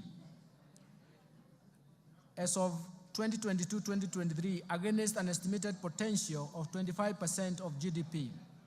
And this is also the convergence criteria in the East African community countries. We therefore urgently need to address the challenges that negatively affects our revenue correction, some of these challenges include, first, there is an existence of hard-to-tax sectors. The economy is dominated by a large informal sector that is mostly outside the current to reverse this trend. Second, proliferation of tax expenditures over the years. Tax expenditures are estimated right now at 2.9% of GDP if you consider the 2022 data, that it has major erosion to the tax base. Third, low tax compliance largely attributed to factors such as the technical and complex nature of our tax laws and procedures, taxpayer apathy due to perceived inefficient use of tax revenues, high compliance costs, and inadequate taxpayer education. Fourth, there are difficulties in taxing emerging digital economy. The tax system is not fully equipped to deal with the emerging business models that leverage on the digital technology. Finally, Mr. Speaker, inadequate modern technology equipment for use at every stage or exit border points, misdeclaration and even misclassification of goods, inadequate customs border posts, infiltration of counterfeits, smuggling, and diversion of goods. Mr. Speaker, in order to address these challenges and enhance the revenue mobilization, we shall implement a combination of tax policy and administrative reforms. The reforms are premised on the need to ensure that taxes are more supportive to economic activity. They do not distort the market and have a predictable tax structure. The reforms include, first, implementation of tax policy and administration measures proposed in the Finance Bill 2024. Second, implementation of the medium-term revenue strategy to expand the tax base to 20% of GDP over the medium term. Third, to strengthen the tax administration for enhanced compliance through leveraging on technology to revolutionize tax processes, sealing revenue loopholes, and enhancing the efficiency of tax system. And finally, we're focusing on unlocking additional non-tax revenue potential by MDAs through the services they offer to the public. Let me turn to improving the efficiency of public expenditure. Mr. Speaker, turning to expenditures, we should ensure that our scarce resources are used in the most efficient and effective way. Mr. Speaker, in order to move towards a balanced budget and further improve efficiency in public spending, the following bold actions and reforms have been outlined in the financial year 2024-2025. First, rationalization of transfers to SAGAs by at least 30% from the financial year 2023-2024 approved budget, in line with the overall austerity measures cutting across all ministries, departments, and agencies. Second, curtailing spending on the following expenditure items: foreign travels, rationalization of all training expenses across government, and restricting all training to within government institutions, rationalizing all allocations for purchases of motor vehicles, and suspending purchases of furniture for a period of 1 year, and suspending all refurbishment and partitioning of government offices. Third, the expenditure control measures that include suspension of all new recruitment in the public sector for 1 year, for the next 1 year, audit and cleanse all public payroll, pension, and transfers to the vulnerable, with a view to eliminate ghost workers as well as enforce payments of salary scales and that are approved as recommended by SRC, and consolidation of public procurement for common use items. Fourth, minimizing government expenditure but by leveraging on technology, and this will entail use of Wi-Fi emails for efficient communication. 5, reviewing the insurance schemes, especially looking at EDU, AFIA, indigence, public service, police, and prison commissions and independent offices under the universal health coverage, and align them to the Social Health Insurance Fund. The Social Health Insurance Fund now will be important because it will afford all Kenyans a universal health care with more benefits. 6th, suspending the policy of SAGAs investing surplus funds and enforce the requirement of PFM Act 2012 and the PFM Regulations 2015 to surrender such funds to the Exchequer. And finally, reviewing the regional development authorities to remove duplication of laws within those county governments and MDAs. Since the beginning of this financial year, the government has also implemented initiatives to contain the growth of expenditures. First, the government has undertaken measures to reduce spending to non-priority expenditures. Second, the public-private partnership framework targets commercially viable projects, but also considers the contingent liabilities that come under this framework. And third, we are reviewing the portfolio of externally funded projects with a view to restructuring and realigning them with bottom-up economic transformation agenda. All these initiatives, Mr. Speaker, will help lower the expenditures. I now turn to revenue measures, revenue projections. Mr. Speaker, with the policy measures and structural reforms highlighted above, we project total revenue corrections, including appropriations in aid for the financial year 2024-2025 budget, to be Kenya shillings 3,343.2 billion, equivalent to 18.5% of GDP. Of these, ordinary revenue is projected to be Kenya shillings 2,917.2 billion, equivalent to 16.2% of GDP. Ministerial appropriations in aid is projected to be 426 billion shillings. Grants to this budget are provided at Kenya shillings 51.8 billion, all which is 0.3% of GDP. Expenditure projections. Mr. Speaker, total expenditure in the financial year 2024-2025 budget is projected at Kenya shillings 3,992 billion, or 22.1% of GDP.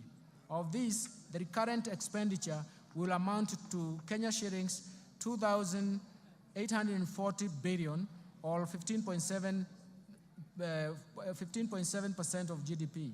The development expenditures, including allocations to domestic and foreign finance projects, contingency fund, and even equalization fund, is Kenya shillings 707.4 billion, equivalent to 3.9% of GDP.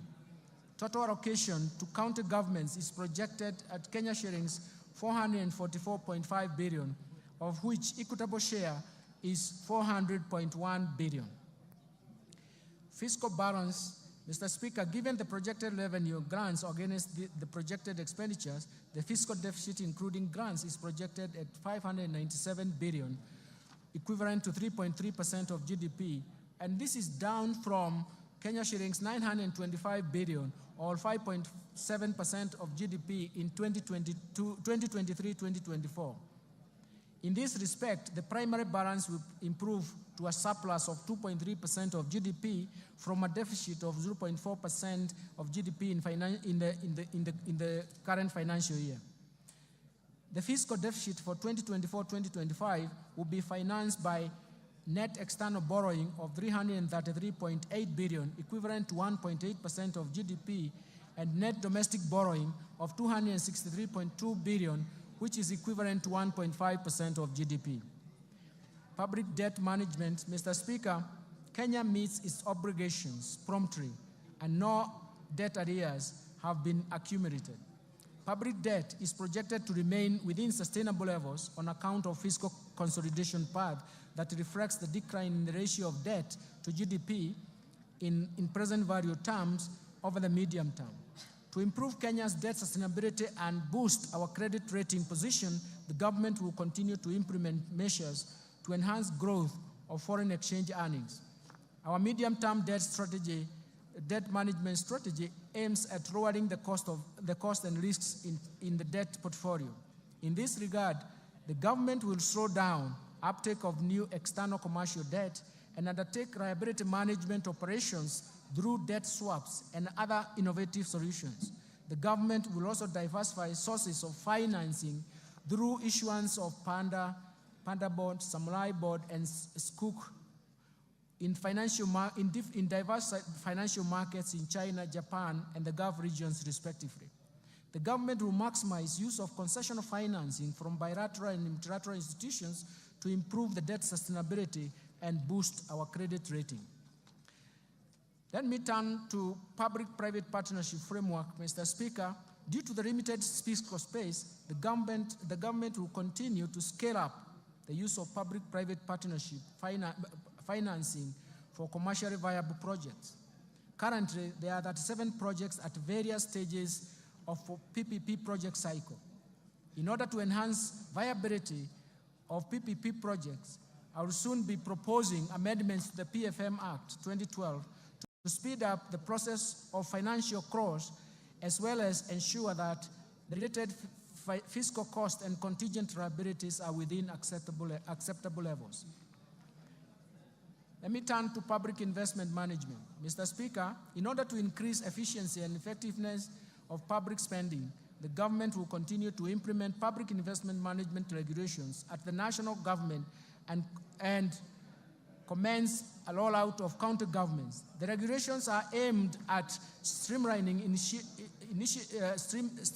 and initiating execution and delivery of public projects within the timelines. Further, the government will roll out public investment management information system to all MDAs to improve the management of development projects in the country. Strengthening financial management reforms is very critical, and now I'll turn to this migration to accrual accounting, Mr. Speaker. The transition to accrual accounting from cash basis marks a significant milestone in our nation's journey to strengthening public finance management. In recognition of this, the Cabinet in March 2024 approved the transition from cash to accrual basis of accounting to improve cash management and enhance financial and fiscal reporting. The accrual accounting will enable the government to account for all assets and liabilities, including all government assets. With accrual accounting, we will also be able to account for all pending bills, public debt, and pension liabilities.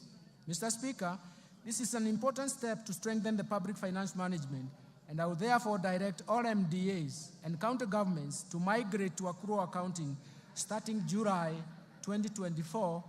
This effectively means, Mr. Speaker, that the last financial statement to be prepared on cash basis by national and county governments will be for the financial year 2023-2024.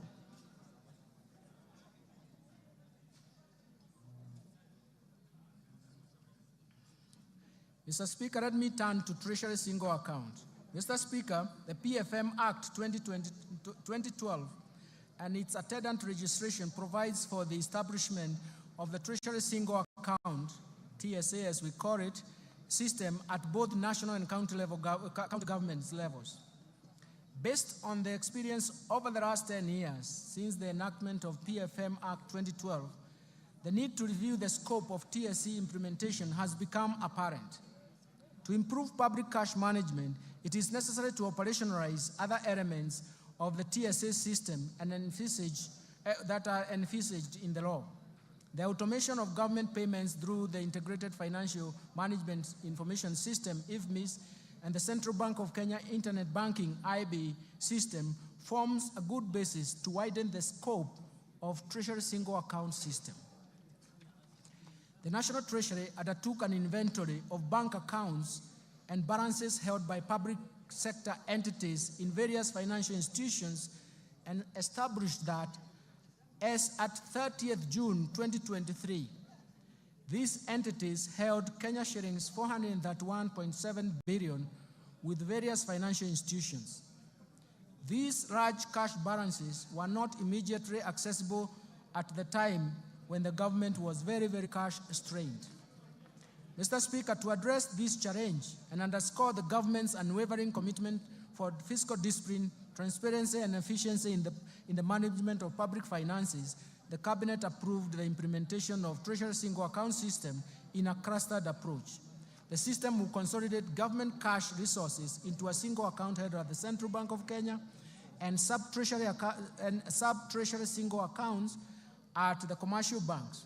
The National Treasury in this respect will establish a treasury function to manage the TSA and the TSA sub-account structure so that every day the government financial position is known and ascertained. The migration of the TSA system commences on 1st July 2024. Let me now turn to resource allocation under the bottom-up economic transformation agenda. Mr. Speaker, let me turn the highlights to government spending priorities in the coming financial year. And in light of the revenue challenges, significant expenditure demands, spending in the financial year 2024 to 2025 will focus on bottom-up economic transformation agenda priorities on 5 core areas with the highest impact on the economy. The first one will be agricultural transformation and inclusive growth. Mr. Speaker, the government focus will be on agricultural transformation and inclusive growth through the value chains approach. This aims at providing adequate and affordable working capital to all farmers through cooperative societies. This, we consider them as aggregators, and deploy the modern agricultural risk management instruments that ensure farming is profitable and incomes are predictable. In addition, it aims to transform farmers from food deficit to surplus producers through input finance, subsidies, and intensive agricultural extension support. This will raise productivity of key food value chains, reduce dependence on basic food imports, revamp underperforming export crops, and expand to new high-value emerging crops, and boost tea value chain through breeding and branding. Mr. Speaker, to attain food and nutrition security, I proposed an allocation of Kenya shillings 54.6 billion for various programs under this sector.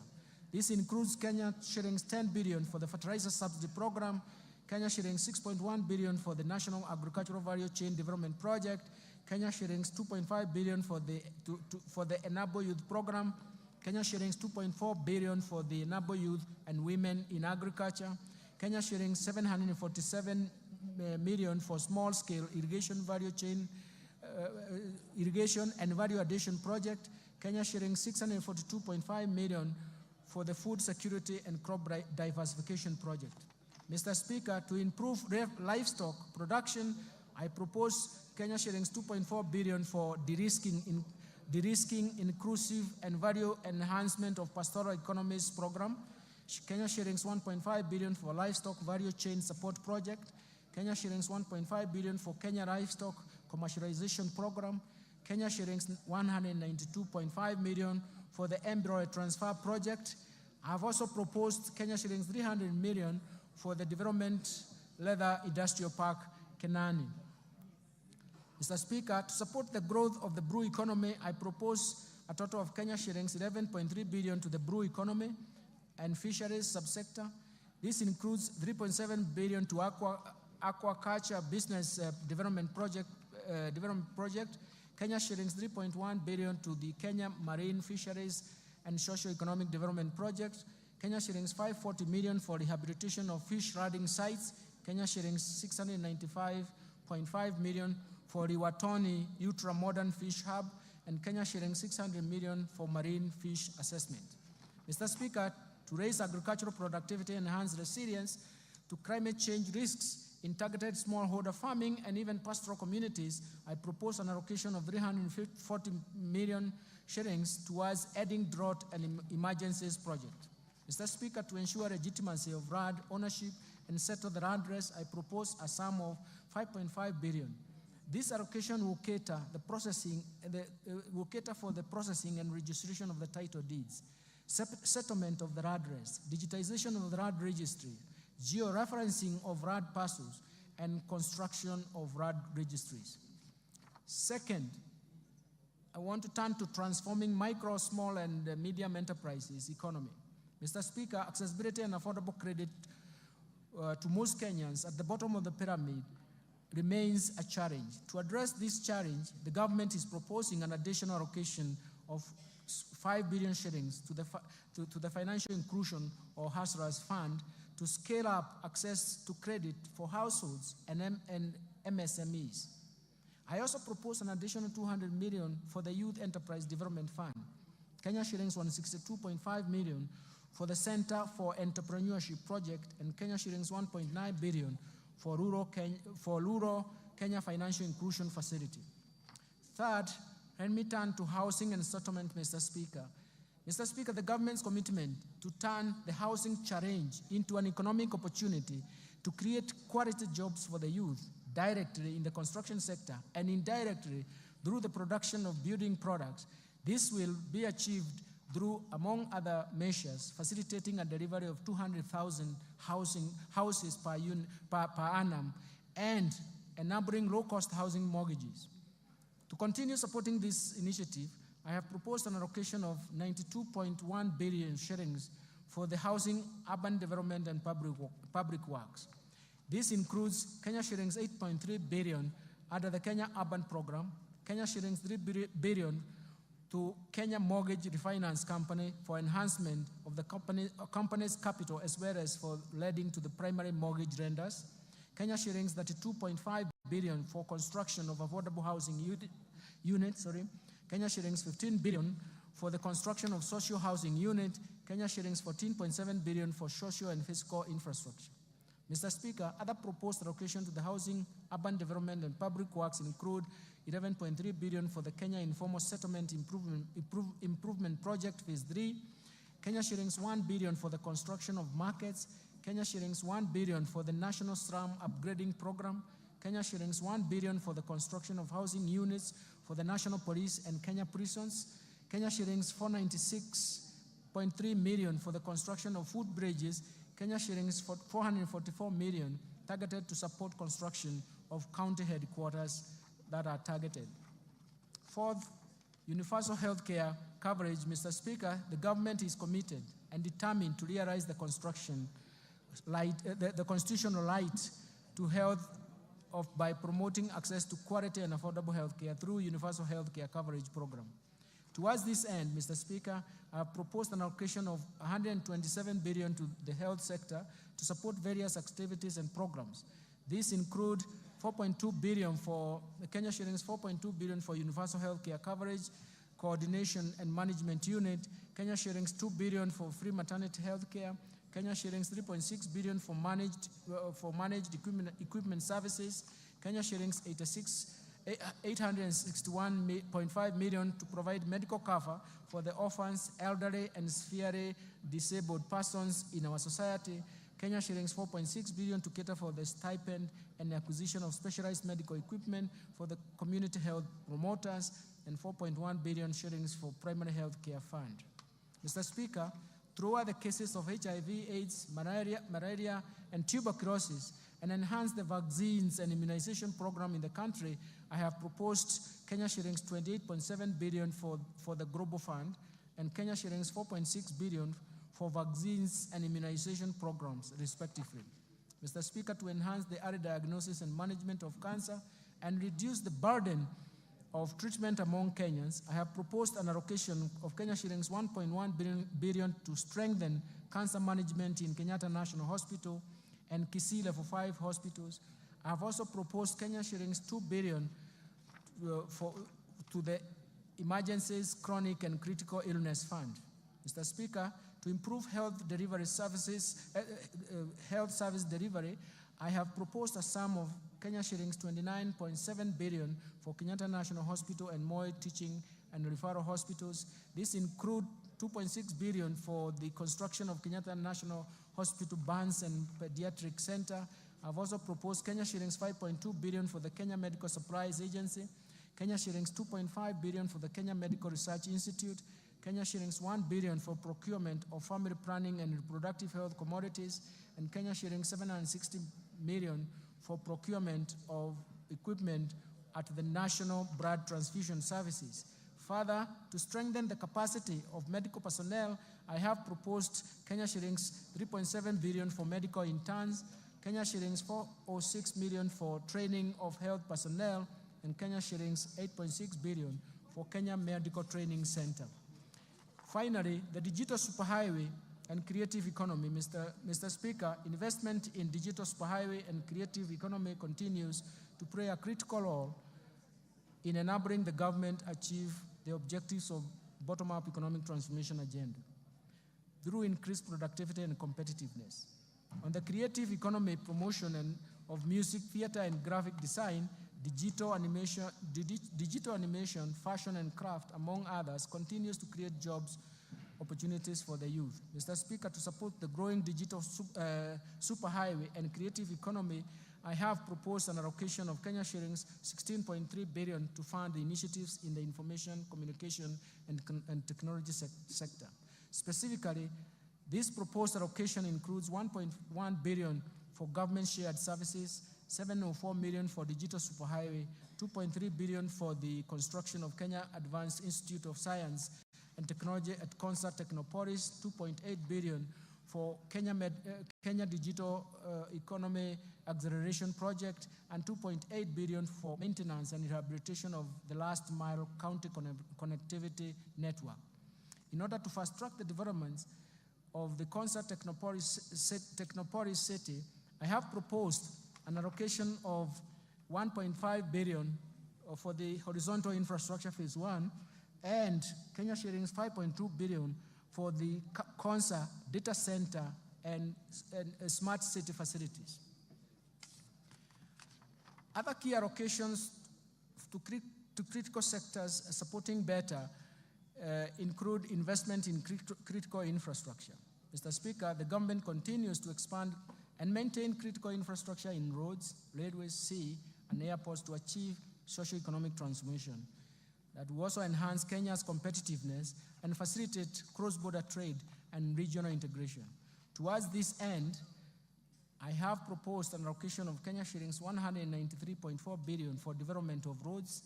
This includes 86.2 billion to support construction of roads and bridges, Kenya shillings 37.7 billion for the rehabilitation of roads, and Kenya shillings 69.5 billion for road maintenance. Mr. Speaker, to expand the railway transport and even associated infrastructure, I have proposed Kenya shillings 25.2 billion. I have also proposed Kenya shillings 2.4 billion for infrastructure development at Dogokudu Special Economic Zone, Kenya shillings 1 billion for Nairobi Bus Rapid Transport Project, Kenya shillings 316 million for promotion of e-mobility project, and Kenya shillings 239.4 billion for the development of Nairobi Railway City. To facilitate movement of goods and people in our inland waters, I have proposed an additional Kenya shillings 200 million for acquisition of ferries for Lake Victoria. Mr. Speaker, to scale up production of reliable and affordable energy, I have proposed an allocation of 69.7 billion to the energy subsector. This includes Kenya shillings 27.8 billion for the national grid system, Kenya shillings 24 billion for rural electrification, Kenya shillings 14 billion for the development of geothermal energy, Kenya shillings 2.2 billion for the alternative energy technologies, and Kenya shillings 920 million for the development of nuclear energy. Mr. Speaker, I now turn to improving education outcomes. The government continues to invest in education to improve education outcomes and create a level playing field for all Kenyan children. Mr. Speaker, from this end, I have proposed a total allocation of 656.6 billion, or 27.6% of total expenditures to the education sector. This includes Kenya shillings 358.2 billion to the Teacher Service Commission, Kenya shillings 142.3 billion for basic education, Kenya shillings 128 billion for higher education and research, Kenya shillings 30.7 billion for technical vocational education and training. Mr. Speaker, the allocation of the education sector includes Kenya shillings 9.1 billion free primary education, 61.9 billion shillings for free day secondary education, Kenya shillings 30.7 billion for junior secondary school capitation, and Kenya shillings 5 billion for the examinations fee waiver. In addition, Mr. Speaker, I have proposed an allocation of Kenya shillings 13.4 billion for the conversion of 46,000 junior secondary school interns to permanent and pensionable terms. Kenya shillings 1.3 billion for the training of teachers on competency-based curriculum, and Kenya shillings 360 million for the digital literacy program and ICT integration in our secondary schools. Mr. Speaker, to support infrastructure and infrastructure development and ensure safe learning in our schools, I have proposed an allocation of Kenya shillings 3.2 billion for primary and secondary schools infrastructure, Kenya shillings 1 billion for construction of classroom for junior secondary schools, and Kenya shillings 2.3 billion for the construction and equipping of technical training institutes and vocational training centers. Further, I have proposed Kenya shillings 11.1 billion for the Kenya Primary Education Equity in Learning Program, Kenya shilling 1.8 billion for construction of integrated resource centers, and Kenya shillings 1.5 billion for the Kenya Secondary Education Quality Improvement Project. Mr. Speaker, other proposed allocations to the education sector include Kenya shillings 1.1 billion for the research, science, and technology innovation. Mr. Speaker, the government is implementing the new funding model for public universities and TVET institutions through the provision of government scholarships and loans apportioned according to students' need. The new funding framework seeks to offer students whose households are at the bottom of the pyramid equal opportunity in accessing university education, as well as technical training. Towards this end, Mr. Speaker, I have proposed an allocation of Kenya shillings 35.9 billion to the Higher Education Loans Boards for provision of loans to university and TVET students, Kenya shillings 16.9 billion for the scholarship for university students, and Kenya shillings 7.7 billion capitation and scholarship for TVET students. Let me move now to supporting manufacturing for job creation. Mr. Speaker, further to promote local industries, I have proposed an allocation of Kenya shillings 23.7 billion under various implementing ministries, departments, and agencies. Out of these, 4.5 billion will support establishment of county integrated agro-industrial parks, Kenya shillings 1.9 billion for supporting access to finance and enterprise recovery SAFA project, Kenya shillings 1.1 billion for construction of investor sheds in Athi River, Kenya shillings 1.9 billion for establishment of 6 flagship export processing zones hubs, Kenya shillings 440 million to the development of special economic zones textile park in Naivasha, and Kenya shillings 1 billion for the Kenya Jobs Economic Transformation KJET. In addition, Mr. Speaker, in order to revitalize and maximize benefits from our cash crops, the government will make further investments towards revival and enhancement of output. In this respect, Mr. Speaker, I have proposed Kenya shillings 2 billion for Coffee Cherry Revolving Fund. This is in addition to Kenya shillings 4 billion allocated in the current fiscal year. Kenya shillings 1.5 billion for payments of debts owed to sugarcane farmers, arrears to employees, and maintenance of cane testing units. Kenya shillings 120 million for cotton industry revitalization project, and Kenya shillings 150 million for the pyrethrum industry recovery.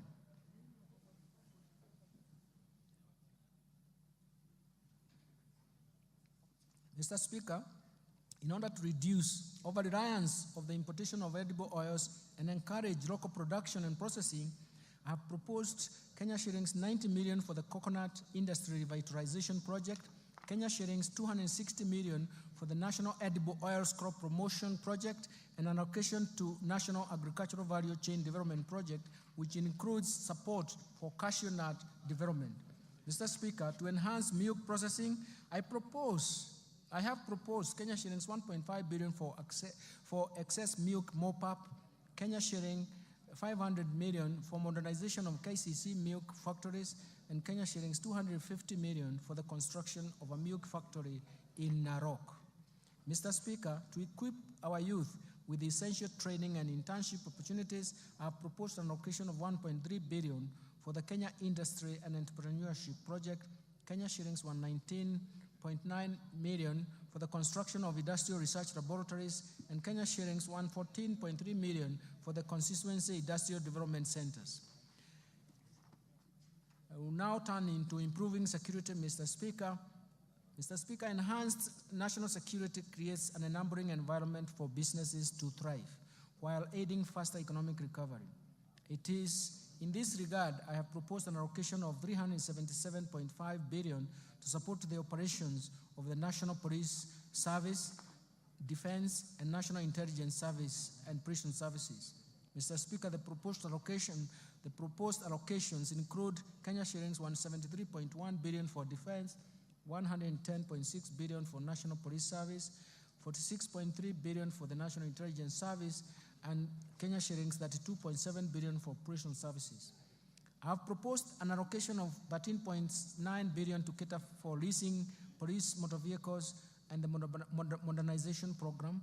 Mr. Speaker, to step up the war on crime and embrace support to administration of justice, I have proposed Kenya shillings 918.4 million to equip the National Forensic Laboratory. Protecting the vulnerable groups, Mr. Speaker, as a caring government, we shall continue to protect the vulnerable members of our society.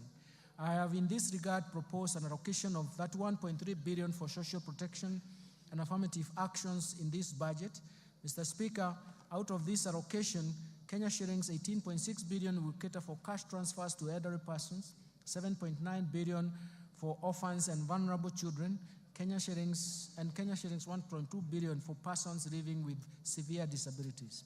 Mr. Speaker, the proposed allocation includes 1.5 billion for the Kenya Hunger Safety Net Program, Kenya shillings 1.9 billion for the Kenya Social and Economic Inclusion Project. In addition, 815 million will go to Child Welfare Society of Kenya, 400 million to the Presidential Bursary for the orphans, Kenya shillings 600.1 million for National Council for Persons Living with Disabilities, and Kenya shillings 100 million for the National Albinism Support Program, and Kenya shillings 100 for National Autism Support Program. Let me turn to equity, poverty reduction, women and youth empowerment. Mr. Speaker, the most pressing challenge in our country at the moment is lack of jobs or job opportunities for the youth. This has been exacerbated by the multiple shocks that have hit our economy. And in order to empower the youth and support businesses owned by the youth and women, I have proposed Kenya shillings 89.5 billion for these initiatives.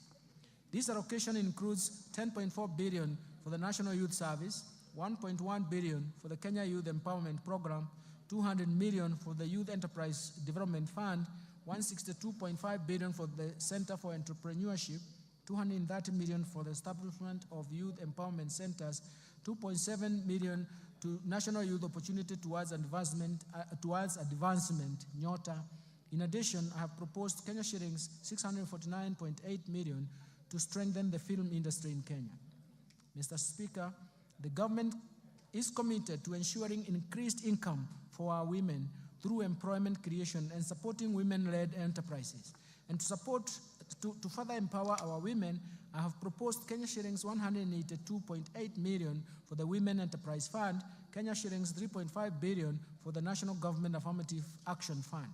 Mr. Speaker, to promote regional equity, reduce poverty, and enhance social development, I have proposed Kenya shillings 63 billion for the National Government Constituency Development Fund, as well as Kenya shillings 8 billion for the Equalization Fund to finance programs identified in marginal areas.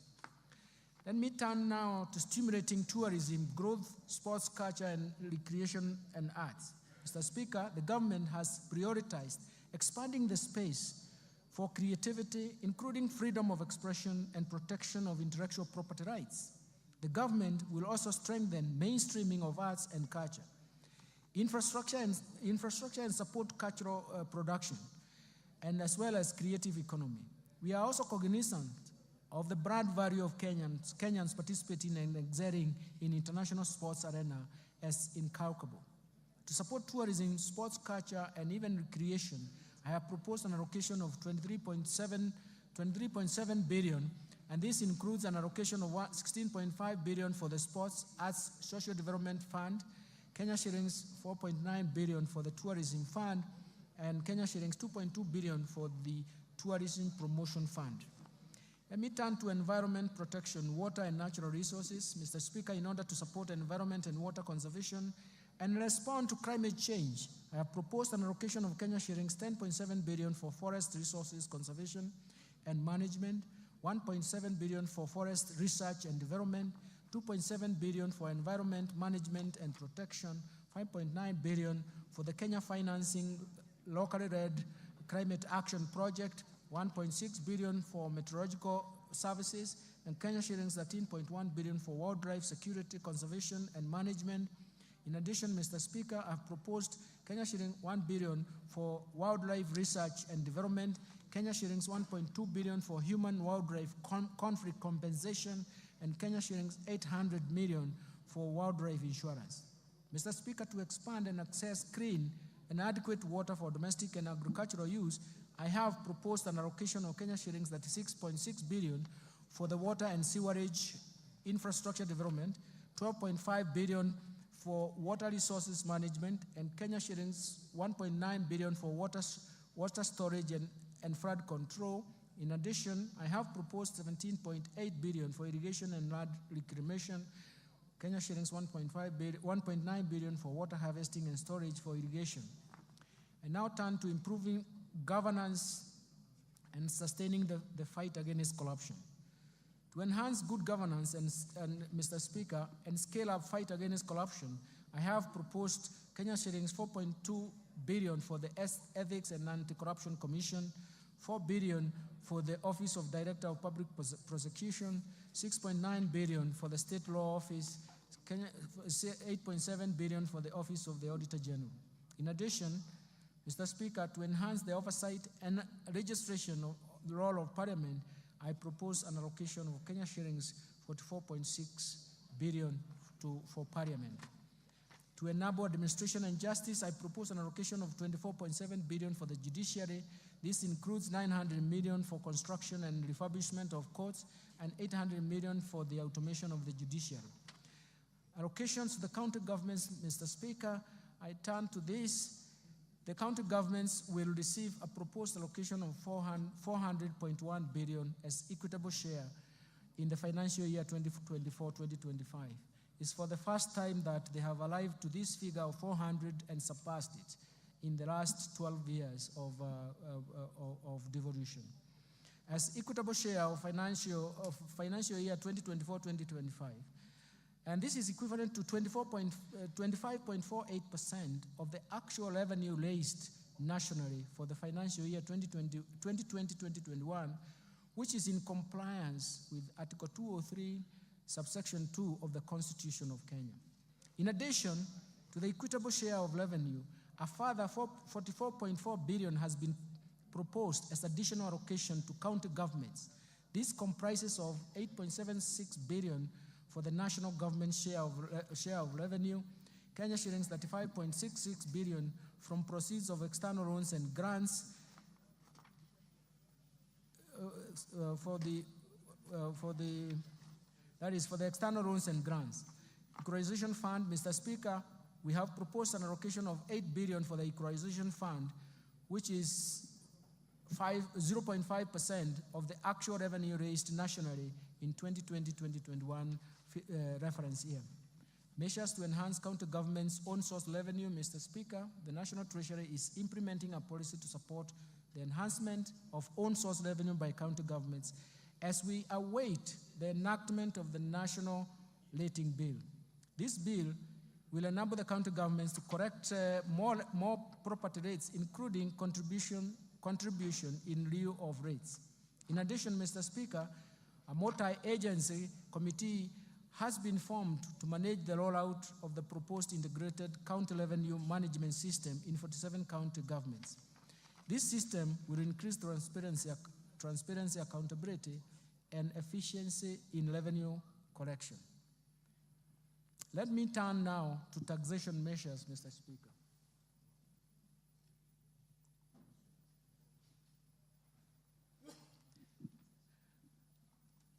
The policy measures to support the budget, the tax policy measures supporting the budget for the financial year 2024-2025 budget are very, very critical.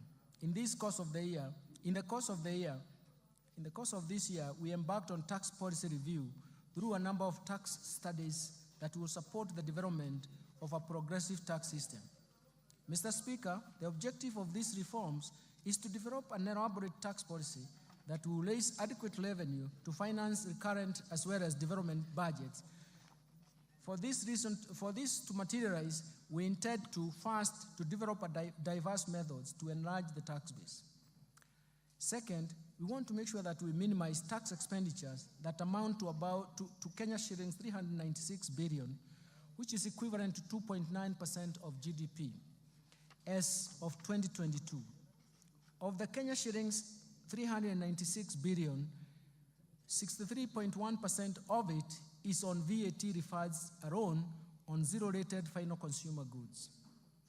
Third, we want to create a tax system that is not only predictable to taxpayers, but also yields predictable revenues to government. Fourth, we want to develop a tax system that supports markets, that supports production, consumption, and even investments. Mr. Speaker, thank you. Mr. Speaker, the year 2024-2025 marks the beginning of these reforms through the proposed amendments in various tax laws contained in the Finance Bill 2024. Mr. Speaker, these reforms are part of a wider tax policy reforms contained in the medium-term revenue strategy, and I will shortly be providing highlights of these reforms. Additionally, Mr. Speaker, during the East African Community pre-budget consultations held in May 2024, the ministers responsible for finance and economic planning in the East African Community region agreed on customs measures that will support and protect industries in the region.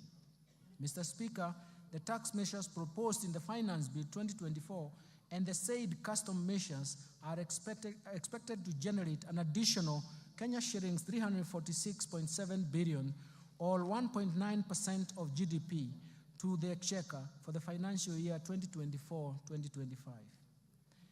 Let me start with custom duties. Mr. Speaker, allow me to provide highlights of some of the custom measures agreed during the pre-budget consultation with the East African Community partner states.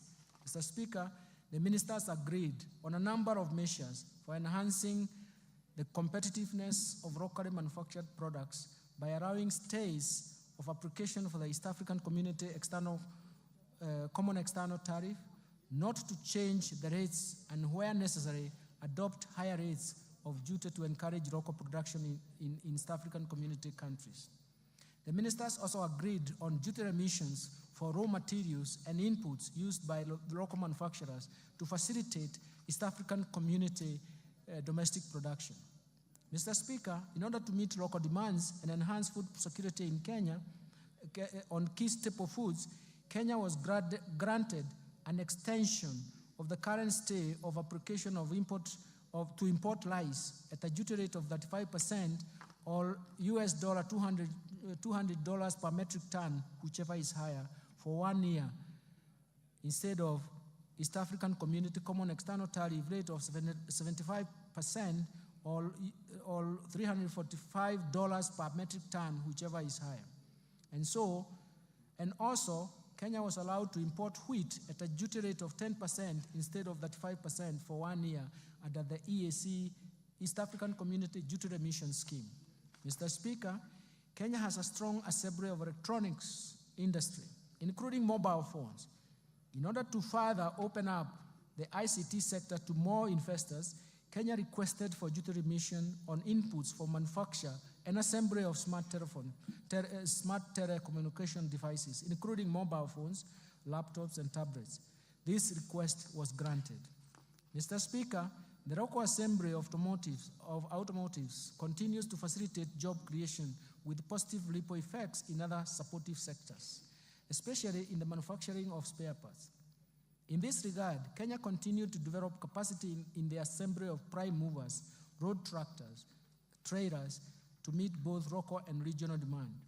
In order to safeguard this capacity, Kenya was granted a stay of application of East African Common External Tariff rate of 10% to apply a duty rate of 25% for prime movers and 35% for trailers for 1 year.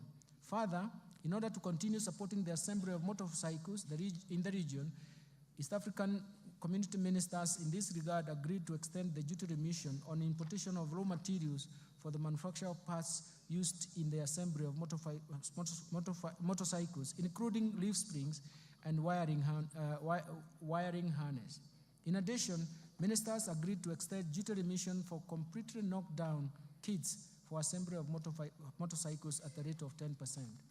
Mr. Speaker, the growth of investment in metal and allied subsector has enhanced the capacity to manufacture various iron and steel products in the region. To safeguard the gains in this subsector, the ministers agreed to retain the duty rate at 35% with the corresponding specific rates for imported iron and steel products for a further 1 year. In order to promote and protect textile and apparel sector, which is one of the 9 bottom-up economic transformation agenda value chains prioritized in this budget, Kenya was allowed to apply a rate of 25% on selected fabric products with corresponding specific duty rates in order to curb undervaluation and under-invoicing of imported products. Further, to ensure competitiveness of textile products that are produced locally in sufficient quantities, Kenya was granted a stay of application and will apply a higher duty of 35%. Mr. Speaker, in order to reduce production costs of animal feeds, Kenya was allowed to extend importation of inputs for manufacturers of animal feeds duty-free under the East African Community Duty Remission Scheme. Mr. Speaker, leather and leather products is one of the value chains under BETA. Kenya has sufficient supply of hides and skins to meet the demand from local manufacturers of leather and leather products. In order to promote this industry and enhance incomes of our pastoral farmers, the ministers agreed to retain a stay of application of duty import on imported leather bags at 35% for Kenya. Mr. Speaker, I have just highlighted a few of the customs measures agreed by East African Community Ministers of Finance. The complete list will be gazetted by the East African Community Secretariat and will become effective starting 1st July 2024. Let me now turn to the finance bill, Mr. Speaker.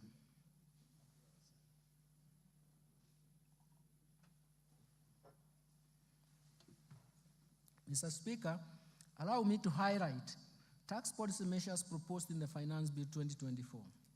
I will begin with the proposed amendments to the Income Tax Act, followed by Value-Added Tax, Excise Duty Act, Tax Procedures Act, and miscellaneous fees and levies.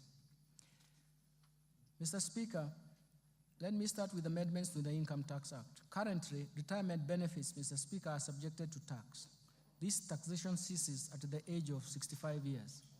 In order to support the retired employees, I propose to amend the Income Tax Act to exempt all retirement benefits paid from the Registered Pension Fund, Registered Provident Fund, Registered Individual Retirement Fund, and National Social Security Fund and the Public Pension Scheme upon attainment of the retirement age. Mr. Speaker, for the individuals who take up early retirement, this exemption will only apply if the individual has contributed to the pension scheme for a period of 20 years from the date of registration as a member. Mr. Speaker, in addition, the annual remit of pension contribution that is exempt from tax is 30% of the individual income, or Kenya shillings 240,000, whichever is lower. Considering that this remit has not been revised since 2005, and to encourage savings for social security after retirement, I propose to increase this remit to 360,000 shillings per annum.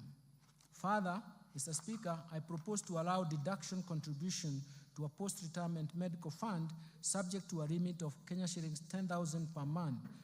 This will promote savings for post-retirement healthcare needs. Mr. Speaker, currently the threshold above which withholding tax applies on payments for management fees, professional fees, training fees, and contractual fees is Kenya shillings 24,000 per month. I propose to amend the Income Tax Act to remove this threshold since it creates a room for tax planning and is a challenge to tax administration. Mr. Speaker, despite the Income Tax Act providing a corporate tax rate of 30%, some taxpayers pay tax at an effective rate of less than 15%. This is due to vigorous tax planning and tax incentives provided under the Act. To prevent this practice, I propose to amend Income Tax Act to introduce a minimum top-up tax payable by a multinational group with a consolidated annual turnover of euro 750 million, whose effective corporate tax rate is below 15%. Mr. Speaker, the spectrum of license fees paid by telecommunication operators are currently not tax deductible, creating unfairness in the tax system. In this regard, I propose to amend the Income Tax Act to allow telecommunications network operators to deduct the spectrum licenses fees over a period of 10 years. Mr. Speaker, advanced pricing agreements have emerged as a valuable tool for preventing tax disputes related to transfer pricing of cross-border transactions. In this regard, I propose to empower the Commissioner to enter into advanced pricing agreement with taxpayers engaged in transactions with related entities. Mr. Speaker, to attract international financial investors in Kenya and reinforce Kenya's position as a regional financial hub, I propose to reduce the rate of capital gains tax from 15% to 5% for firms certified by the Nairobi International Financial Center Authority. Mr. Speaker, a transfer of property between an individual and an entity where the individual holds 100% shareholding does not constitute a gain. In this respect, I propose to exclude from capital gains tax this kind of transfer. Mr. Speaker, the digital services tax was introduced to prevent tax-based erosion occasioned by migration of traditional businesses from physical shops to online platform that is not feasible by the Commissioner of Tax by the Commissioner for Tax purposes. It has been noted that the design of the tax does not capture all taxpayers, leading not only to loss of revenue, but also to unfairness in taxation. For this reason, and in line with international best practice, I propose to amend the Income Tax Act to replace the digital service tax with the significant economic presence tax. Mr. Speaker, to expand the tax base and make our country self-reliant, I propose to introduce an annual motor vehicle tax at the rate of 2.5%, the value of the vehicle, subject to minimum amount of Kenya shillings 5,000. Mr. Speaker, let me now turn to gains. There are substantial gains for Kenyans. Mr. Speaker, currently the tax-free amount on subsistence allowance paid to employees in the private sector for a period spent outside the usual place of work while on official duties is capped at Kenya shillings 2,000 per day. This is quite low considering the inflation that has occurred over the years. To cushion employees in the private sector from high cost of living, I propose to review the threshold to an amount not exceeding 5% of the employee's monthly gross earnings. Second, Mr. Speaker, the affordable housing levy and pay as you earn are calculated from the same base, leading to double taxation. To address this, I propose to make the housing levy deductible expense. This means that there is a tax savings for Kenyans, and therefore affording Kenyans more money in their pocket. Mr. Speaker, in order to encourage Kenyans to continue constructing their own houses, I propose to increase the limit of interest payments that qualify for mortgage relief from Kenya shillings 300,000 to Kenya shillings 360,000 per annum. Let me turn now, Mr. Speaker, to amendments to the value-added tax. Mr. Speaker, I will now highlight the amendments of the value-added tax. Mr. Speaker, currently the registration of VAT is a requirement for a person who makes taxable supplies of Kenya shillings 5 million or more.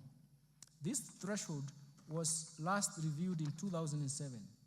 In recognition to the effect of inflation over the years and to enhance efficiency in tax administration, I propose to increase the threshold to Kenya shillings 8 million. Mr. Speaker, the VAT Act allows taxpayers making both taxable and exempt supplies to claim input tax where the proportion of exempt supplies is less than 10%. This has led to tax planning and hence loss of government revenue. To address this, I have proposed the removal of the threshold so that only the input tax relating to taxable supplies are deductible. Mr. Speaker, in support of the government's effort to combat malaria, I propose to remove VAT on mosquito repellents and raw materials used in the manufacture of repellents. This will encourage local production of the repellents. Mr. Speaker, tax expenditure was estimated at 393.6 billion, or about 2.9% of GDP for the year 2022. Of this amount, VAT tax expenditure amounted to 248.3 billion, or what is 63.1% of the total estimate of tax expenditure, and thus denying government the revenue to support key priorities that benefit majority of Kenyans, of the citizens in Kenya.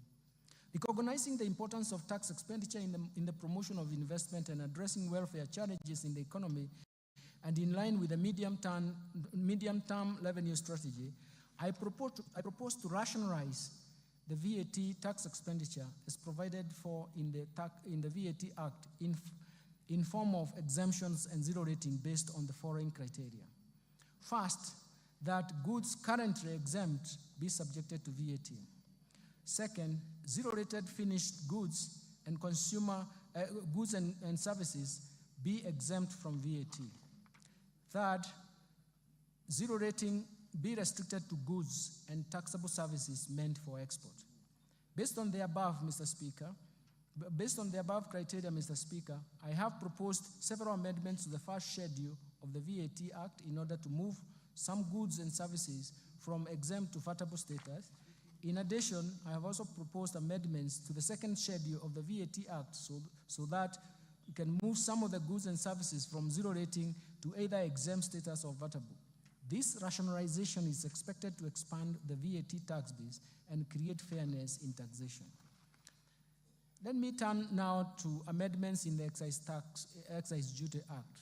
Mr. Speaker, the tax measures I have proposed under excise duty, I propose to change as follows. I propose to change the due date of payment of excise duty on alcoholic beverages from 24 hours within 5 working days after removal from the stockroom. The 24 hours time frame has posed administrative challenges and cash flow, as well as cash flow challenges to the taxpayers.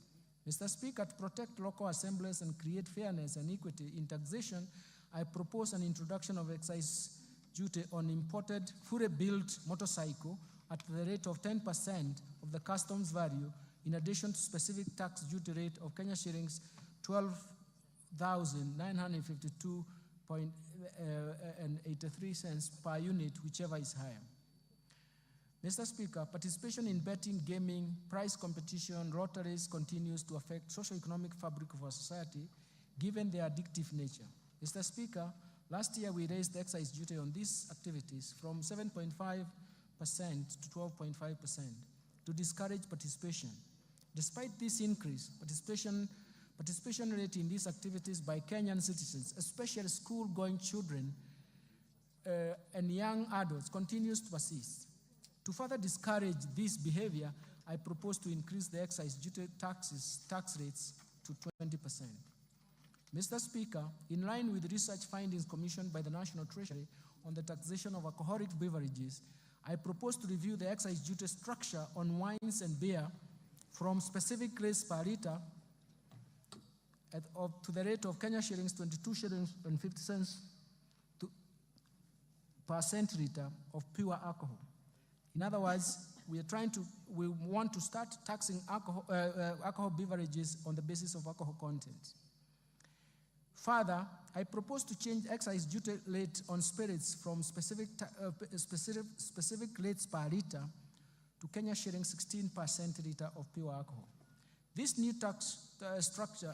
structure of taxation based on alcoholic content does not distort the markets, and does not affect the investment decision, and it is expected to encourage responsible consumption behavior of these alcoholic beverages. Mr. Speaker, I also propose to review excise duty structure on cigarettes in line with research conducted and advice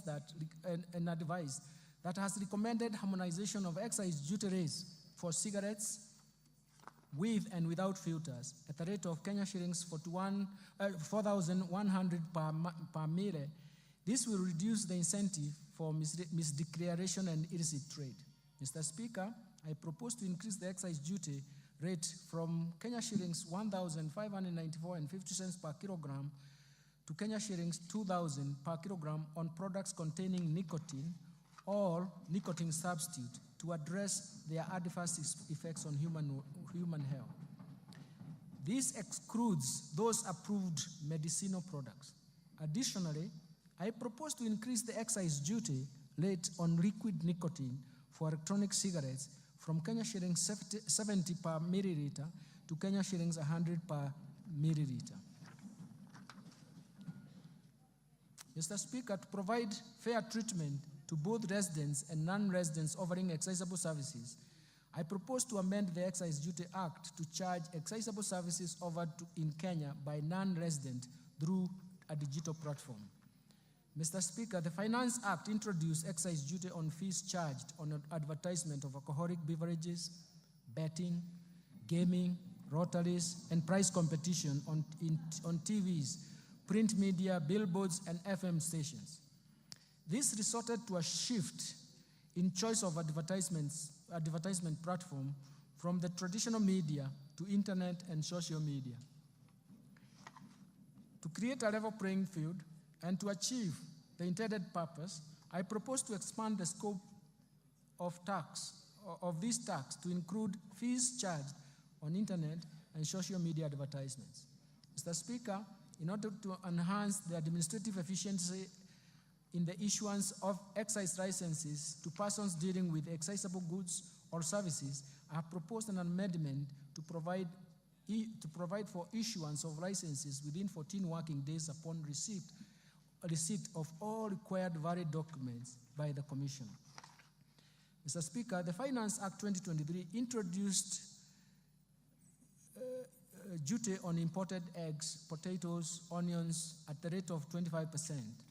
To promote trade across East African region, I propose the removal of this excise duty on imported eggs, potatoes, and onions originating from East African Community Partner States, subject to goods meeting the East African Community Rules of Origin. Mr. Speaker, currently, excise duty is 15% on the following: telephone, internet data services, fees charged on money transfer services by banks, fees charged on money transfer by agencies and other financial services providers, and the fees charged on cellular phone service providers. I propose to retain the excise duty rate of 15% on fees charged on money transfer services by cellular phone service providers to benefit retail electronic payments ecosystem. Let me now move to amendments to Tax Procedures Act. Mr. Speaker, I will now highlight those proposed amendments of the Tax Procedures Act. Currently, there is no validity period for the agency notices issued for enforcement of correction of unpaid taxes. This gap often leads to tax disputes and delayed revenue correction. To address this, I propose to amend the Tax Procedures Act to provide 1 year validity period for agency notices. Mr. Speaker, in order to align the timelines for claiming VAT and in the Tax Procedures Act and VAT Act, I propose to delete the reference on timeliness for claiming refunds under VAT Act, so that the applicable timeline is the 6 months that is provided under the Tax Procedures Act. Mr. Speaker, currently registered manufacturers whose value of investments is in the preceding year, in the preceding 3 years is at least 3 million, are exempted from withholding tax. In order to promote equity and create fairness to all manufacturers, I propose to amend the Tax Procedures Act to remove this exemption. Mr. Speaker, I propose to amend the Tax Procedures Act to clarify that enforcement and correction of taxes will be undertaken where a decision of the tribunal or court is in favor of the commissioner, and stay orders have not been obtained against the decision. Mr. Speaker, the 60 days provided to the commissioner in the Tax Procedures Act to review documents submitted by the taxpayers in support of an objection of tax assessment by the commissioner are not adequate. To ensure comprehensive review, and in order to give the commissioner adequate time, I propose to extend the timelines to object decisions of the commissioner from 60 days to 90 days. Let me now move to amendments to miscellaneous fees and levies. Mr. Speaker, last year, 17.5% export and investment promotion levy was introduced on imported goods that are also locally produced in adequate quantities. In the Finance Bill 2024, the list of goods has been expanded and the rate of the levy has been reduced to 3% for most of the goods and others 10%. Mr. Speaker, in order to facilitate the National Intelligence Service to carry out its mandate, I propose to amend the Miscellaneous Fees and Levies Act to exempt the National Intelligence Service from payments of import declaration fee and railway development levy on security equipment and motor vehicles imported or purchased locally for official use. Mr. Speaker, the high production and importation of hazardous goods, particularly electrical and electronic devices, into the country has led to significant increases in electronic waste. We call it e-waste in Kenya. This surge in waste production poses a considerable risk to both the environment and human health. In this regard, I propose to introduce eco-levy on various products to be payable in line with the polluter pays principle. Mr. Speaker, the levy will be imposed under the Miscellaneous Fees and Levies Act.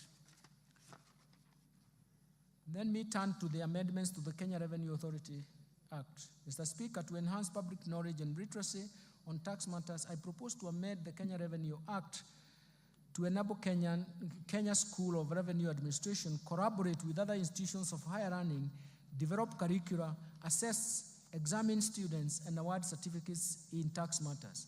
I've submitted this amendment in a separate bill. In conclusion, Mr. Speaker, the government, under the leadership of His Excellency, the President, Honorable Dr. William Samoei Ruto, has succeeded in steering the economy through a very difficult period of global and domestic challenges. Remarkably, the economy has recovered from the lagged effects of COVID-19 pandemic and unwinding from persistent and successive domestic and external shocks that created some permanent effects. Mr. Speaker, the policies and structural reforms outlined in this budget have laid a firm foundation to protect the fragile recovery for a sustained socio-economic transformation. Financing development is critical to this economic transformation. That is why raising adequate revenues is a core pillar to this economic transformation and growth. I'm confident that these measures will create jobs. They will strengthen economic recovery, and they will reduce the cost of living in the country, thereby providing the much-needed relief to the common mwananchi. I therefore urge honorable members and all Kenyans to support the implementation of the measures contained in this budget for our mutual prosperity.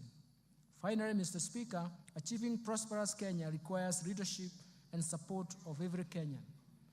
For this reason, I wish to thank His Excellency the President, Dr. William Samoei Ruto, and His Excellency the Deputy President, Honorable Rigathi Gachagua, for their continued wise guidance and leadership and even perseverance to long hours of working to get things right.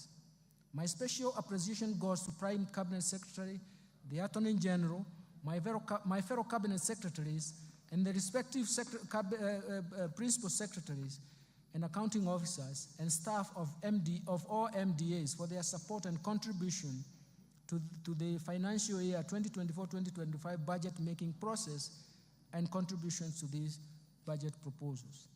My sincere appreciation also goes first to you, Honorable Speaker of the National Assembly, and your counterpart in the Senate, the majority and minority leaders of the entire House leadership, including respective clerks, for overseeing the approval process of the budget estimates for the financial year 2024-2025 and related documents.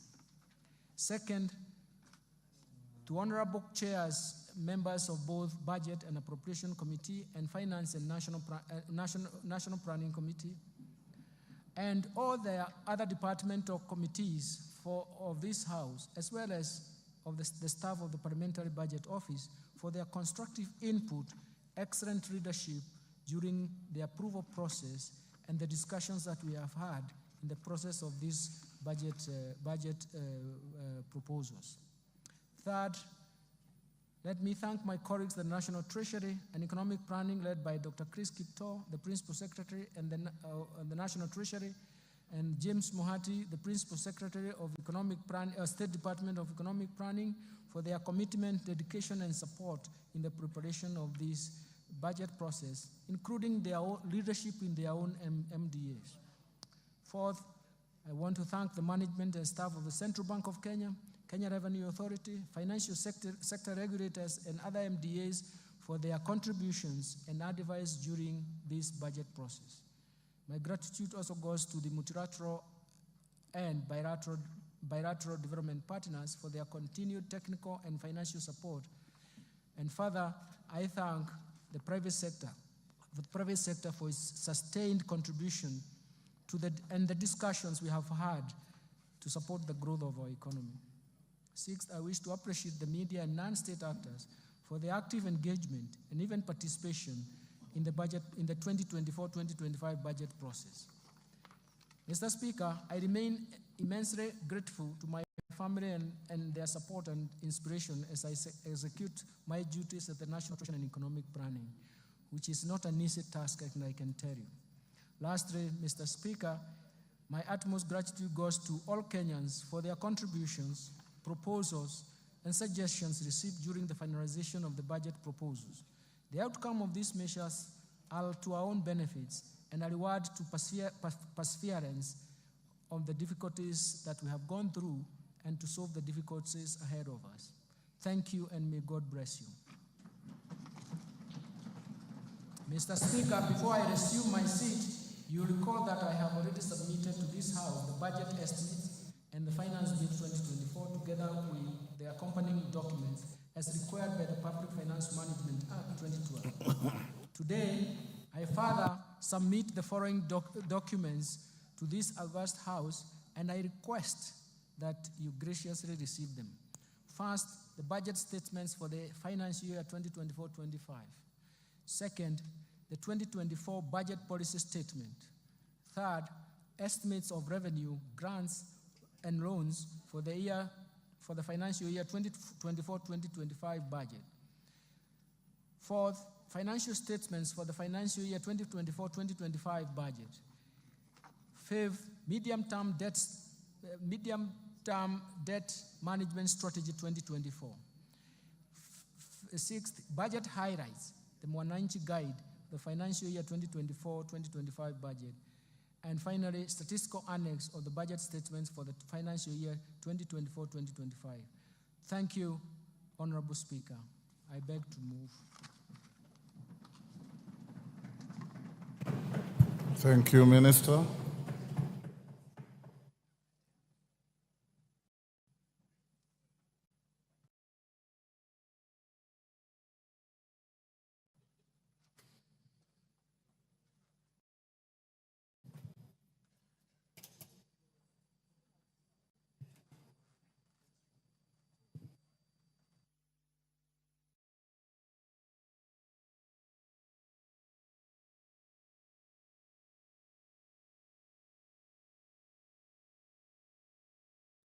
Minister, I'm waiting for the handing over of the documents.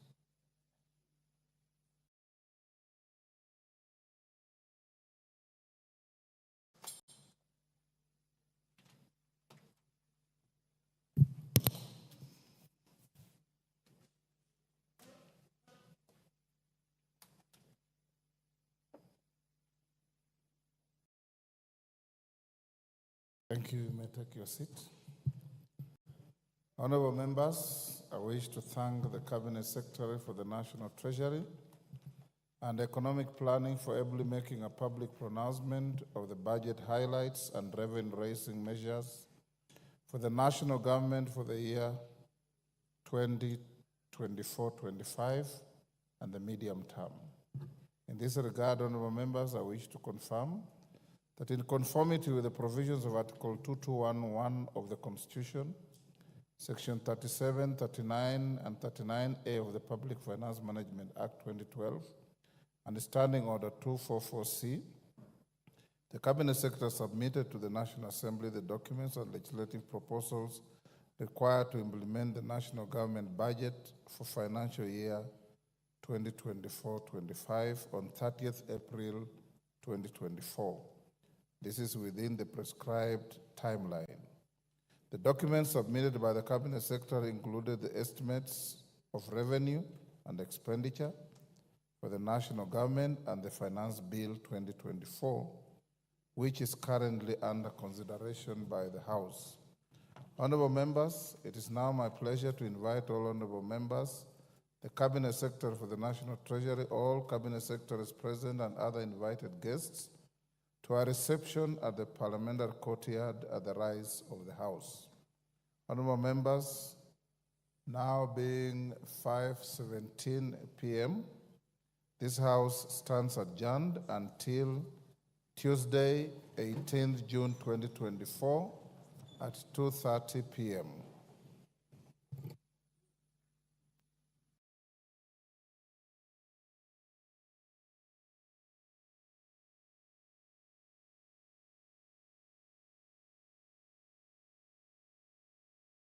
The Treasury Cabinet Secretary, Professor Ndung'U, has delivered his much-awaited speech, and the CS has focused his speech on four main points: the economic performance, fiscal policy direction, revenue measures, and expenditure plans, where the Cabinet Secretary has outlined how the government intends to allocate its resources across different sectors such as education, health, infrastructure, and security, among other sectors. This is a broadcast that was brought to you by the Parliamentary Broadcasting Unit in conjunction with the Kenya Broadcasting Corporation.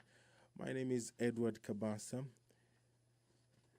That's where we wind up the broadcast of the parliamentary business on this 13th day of June 2024.